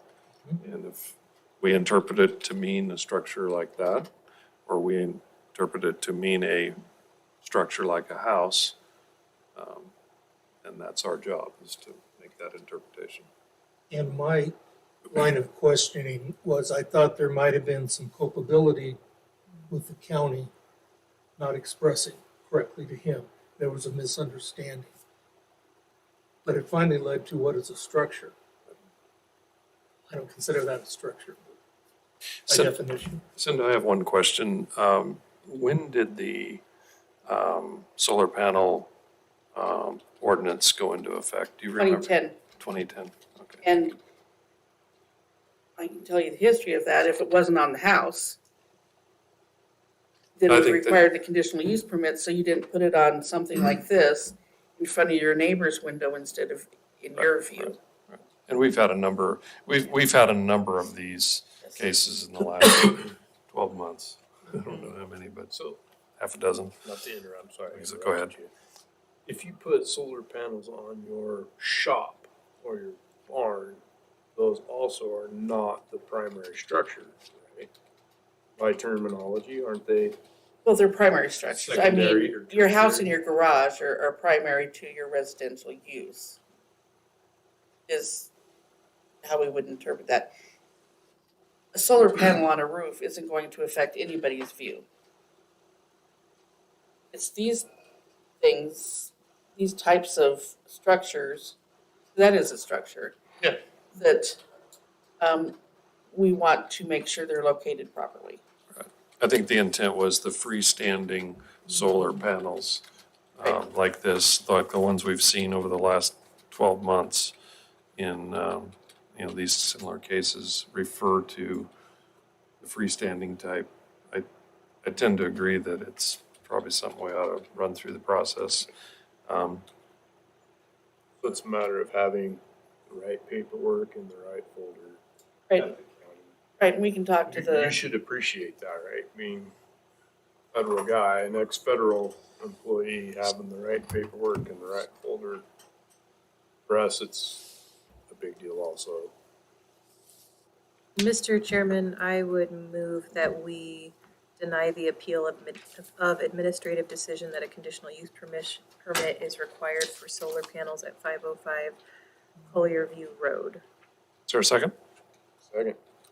Been moved and seconded to deny the appeal of the decision of the administrative action or administrative decision, thus requiring a conditional use permit at 505 Collier View Road. Is there any further discussion on the motion? Hearing none, all those in favor of the motion say aye. Aye. Aye. Those opposed? Motion is passed. 10-day appeal period, Oh, yeah, there on this as well. yeah, decision. Okay, there is a 10-day appeal period to the Board of County Commissioners, if that's something you choose to do. Otherwise, if you want to make an application, I'd just deviate here for a second. If you want to make an application through the P and Z, then it'll be handled like all of the others that we've done over the last, since I've been on the commission for 12 months, and there's been a number of them. All right, next item on the agenda is conditional use permit 12-11. This is going back a ways. For ASAP stipulation agreement, it's an action item. Cinda? Okay, so this is a violation, we have brought back to you a number of times. Now that we have an active prosecuting attorney and code compliance officer, we are starting, code compliance. So, the stipulation, through the investigation report, notices of violations, this stipulation was also created by our deputy prosecuting attorney because Ned Crosley, the owner of ASAP, came in and we did a hearing with him. I can't even think of the words right now. What? Mediation? Mediation. Mediation isn't the correct word according to our ordinance, but we met with him and a settlement agreement. And we presented findings of fact where we laid out all of the previous approvals and agreements with the Planning and Zoning Commission. We went through an entire process. He agreed with us that ASAP this is on page 7, will begin construction of their storage building no later than July 1st of 2023 and will be completed by December 31st of 2023. ASAP will notify Valley County once the construction is complete. They'll construct a fence of sufficient height on the west side of their storage building for purposes of screening porta potties not stored inside the building. The fence will be made of a chain link material with slats that match the storage building structure. ASAP will plant evergreen trees alongside said fence with a minimum height of 5 feet and spacing sufficient to screen the porta potty storage areas. Then it goes on into some more details. ASAP will complete the shared driveway for access to its property is required on the face of Oster subdivision no later than July 1st of 2023. Conditional use permit 12-11 will be updated to reflect the conditions of approval agreed upon with the stipulation and consent agreement. ASAP shall not violate any section of the Valley County Land Use and Development Ordinance related to the operation and maintenance of its business. They'll fully cooperate with the planning and zoning staff on all inspections, inquiries, reviews, or examinations.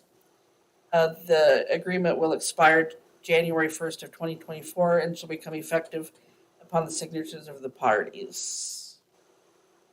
And if he violates this stipulation, then we will enforce. I haven't looked at this for a while.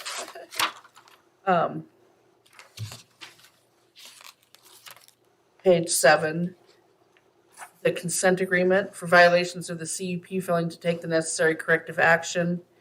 ASAP agrees to pay a civil penalty in the amount of $1,000. Payment of the penalty in the amount of $1,000 shall be held in abeyance, provided all statutory and regulatory requirements and the additional conditions set forth in this agreement are timely met. Valley County will draft a land use development code violation document outlining the violation of the CUP to be recorded with the Valley County Recorder's Office. Recording of said document will be held in abeyance, provided all conditions set forth in this agreement are timely met. Just some of the history on ASAP. They were issued the conditional use permit. They weren't supposed to have outside storage. They were supposed to complete the construction of their building, which they've never done. And then there's just been this haphazard storage of the porta potties. And I mean, we sent him letter after letter and he would not respond to us. So we went through our outline procedure in our ordinance in a timely manner over the last 6 months, proceeding through the notice of violation and the investigation reports. And we had support from the prosecuting attorney's office. And so he was compelled to come in and talk to us, or we were going to take it to district court. And this is the way we will be proceeding through violations in the future if they're just going to ignore us. Now that we do have a prosecutor that's willing to back us up. So what we're asking you to do is to accept this stipulation agreement as presented. And I've signed it and he's signed it.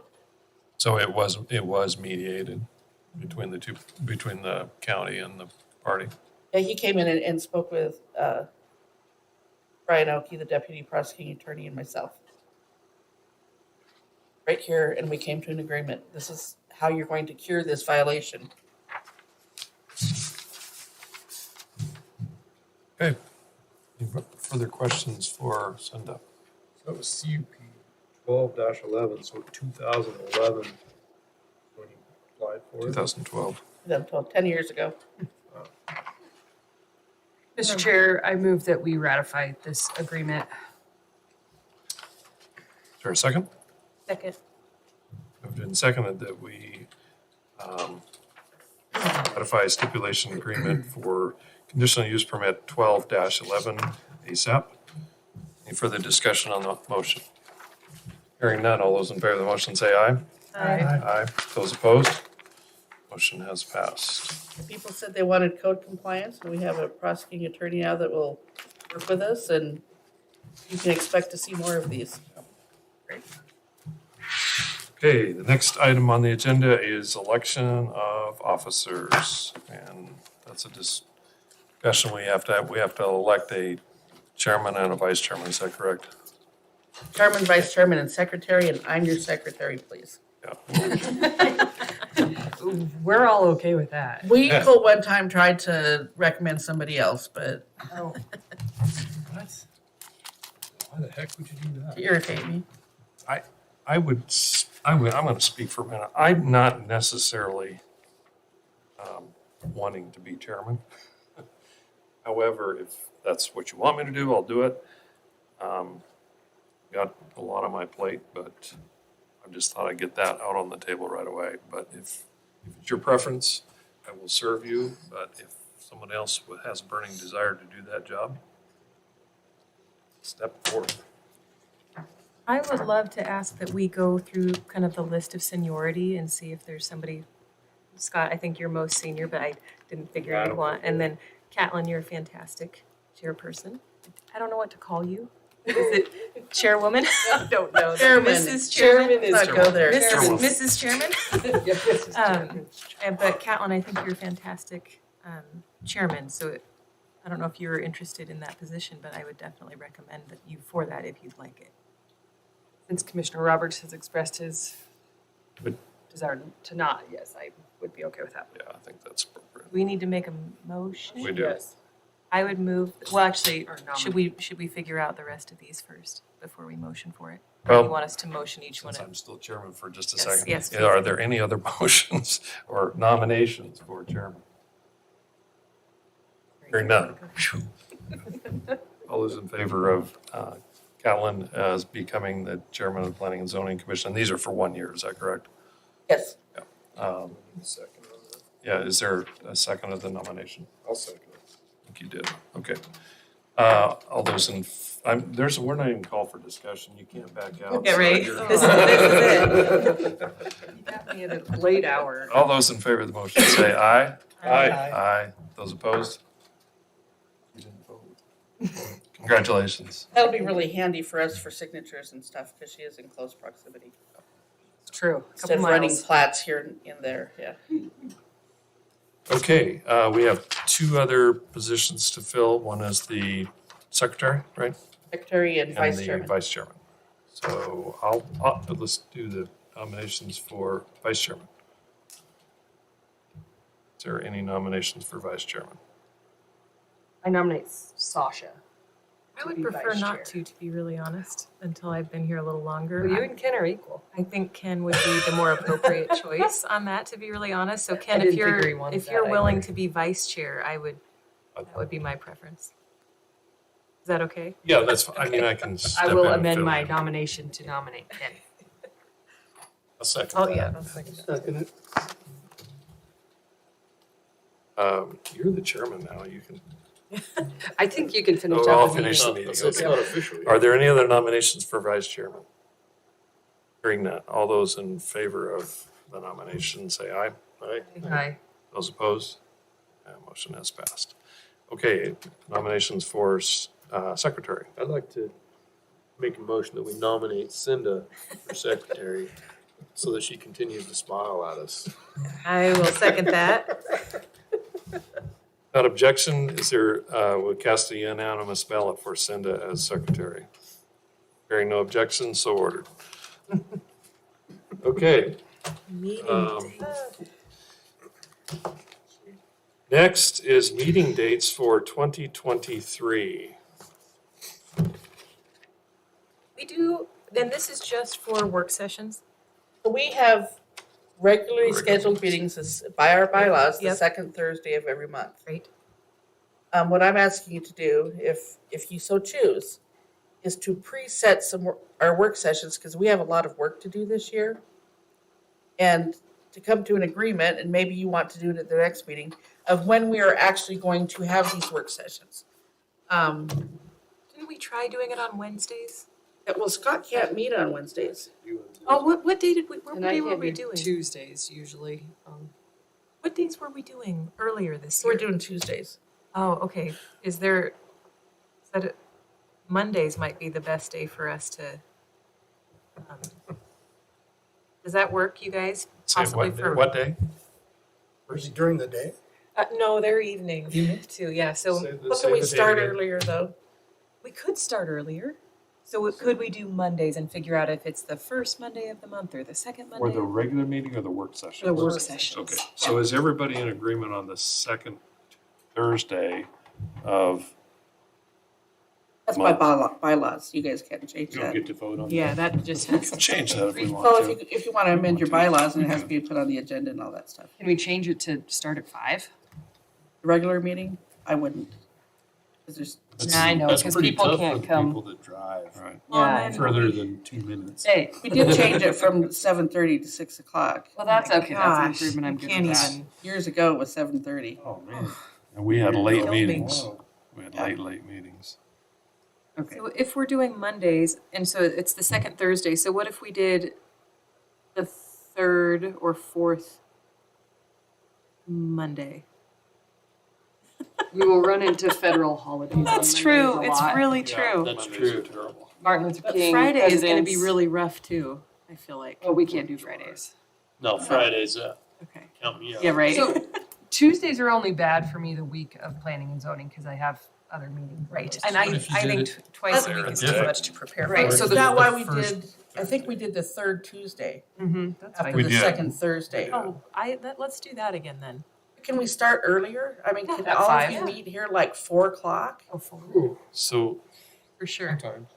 or 5? just an idea, what would you think about meeting earlier on the regular day of the meeting? They just said we can't. That'd be a really long I'll day do- for us. Oh, Could you Like imagine meeting the sitting here second for like Thursday 6 for our or 8 work hours? session. Just sit next to you. for well, 8 I just hours. think that's putting too much on information staff. to try and get in all Right. at Yeah, once if for there you was guys and for us. prepared. So the third Tuesday after, well, the Tuesday after the regular meeting, however that falls.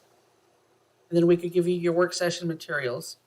And we won't right. meet every month. We have not been meeting every month for work session, but Should. we'll have a number of them. For sure. We should, because we have a lot of work to do. We need to talk about the comp plan and whether or not we're going to rewrite it, whether we're going to hire somebody.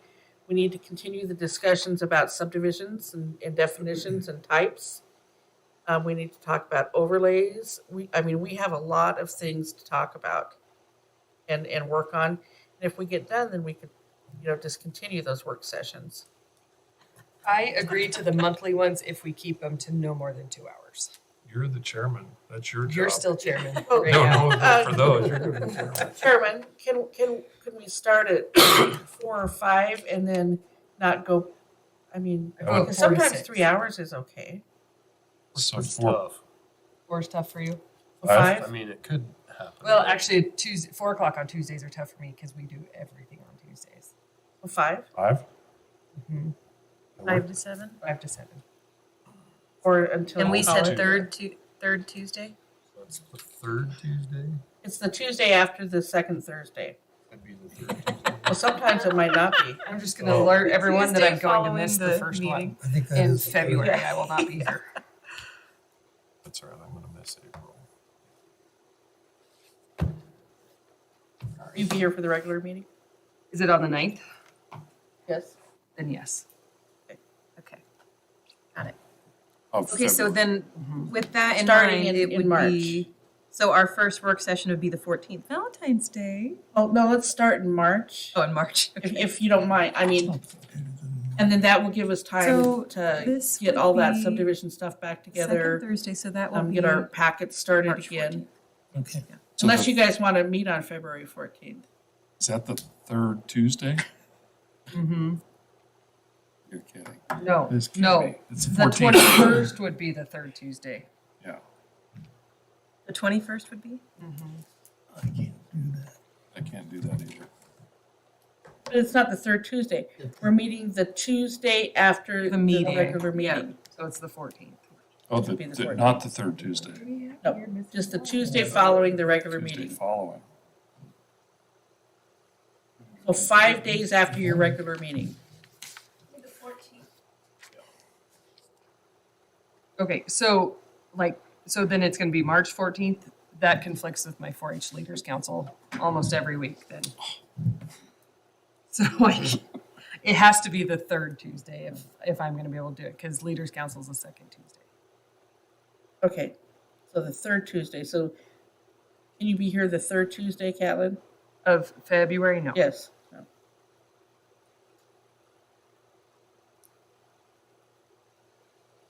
February or March? Okay, let's pick a day in February that we have the February 9th.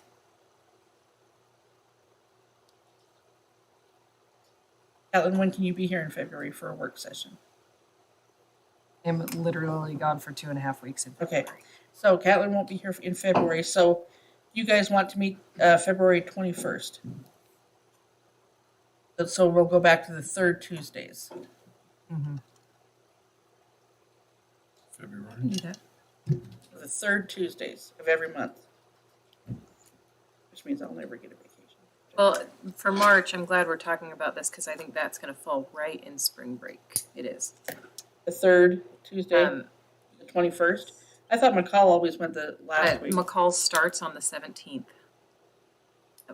So that will fall right in. Could we do March? Oh, we can't do March 14th. It won't work for you. 28th?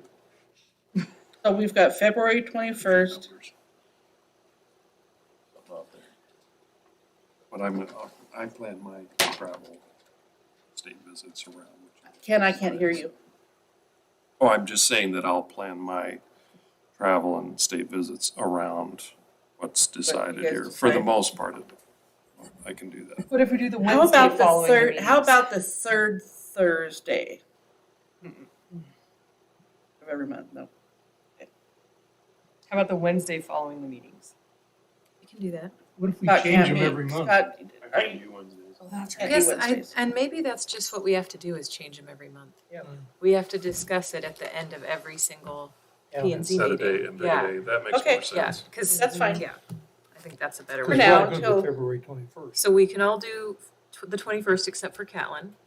But then after our March meeting, we set it for, and hopefully it's within the next 2 weeks, but it could be any day of the week that happened to work for everybody. So Catlin, could you do February 7th? Okay. I can't do that either. I think that's a better way to, otherwise it's just gonna be. Okay, so February we'll meet the 9th for our regular meeting and the 21st for our work session at 5 PM. 5 p.m., got it. Got that, Lori? 21st? At 5 p.m.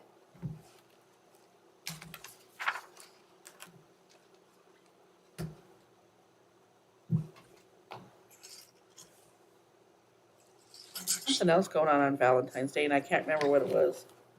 Seriously, And our work session's open. I got too much. Yes. Yeah, but they're not for public comment. So 5 o'clock here on work sessions. Last thing, Okay, we have 2 more items on our agenda. Facts and conclusions. Is there a motion? Mr. Chairman, I move we approve CU facts and conclusions and authorize the chairman to sign for CUP 22-34 and CUP 22-46. I second. It's been moved and seconded to approve the facts and conclusions as stated on the agenda. All those in favor say aye. Aye. Aye. Those opposed? Motion has passed. Is there anything else to come before the commission? Hearing none, is there a motion for adjournment? So moved. Second? Second. Moved and seconded that we adjourn. All those in favor say aye. Aye. Aye. We are adjourned. Thank you all.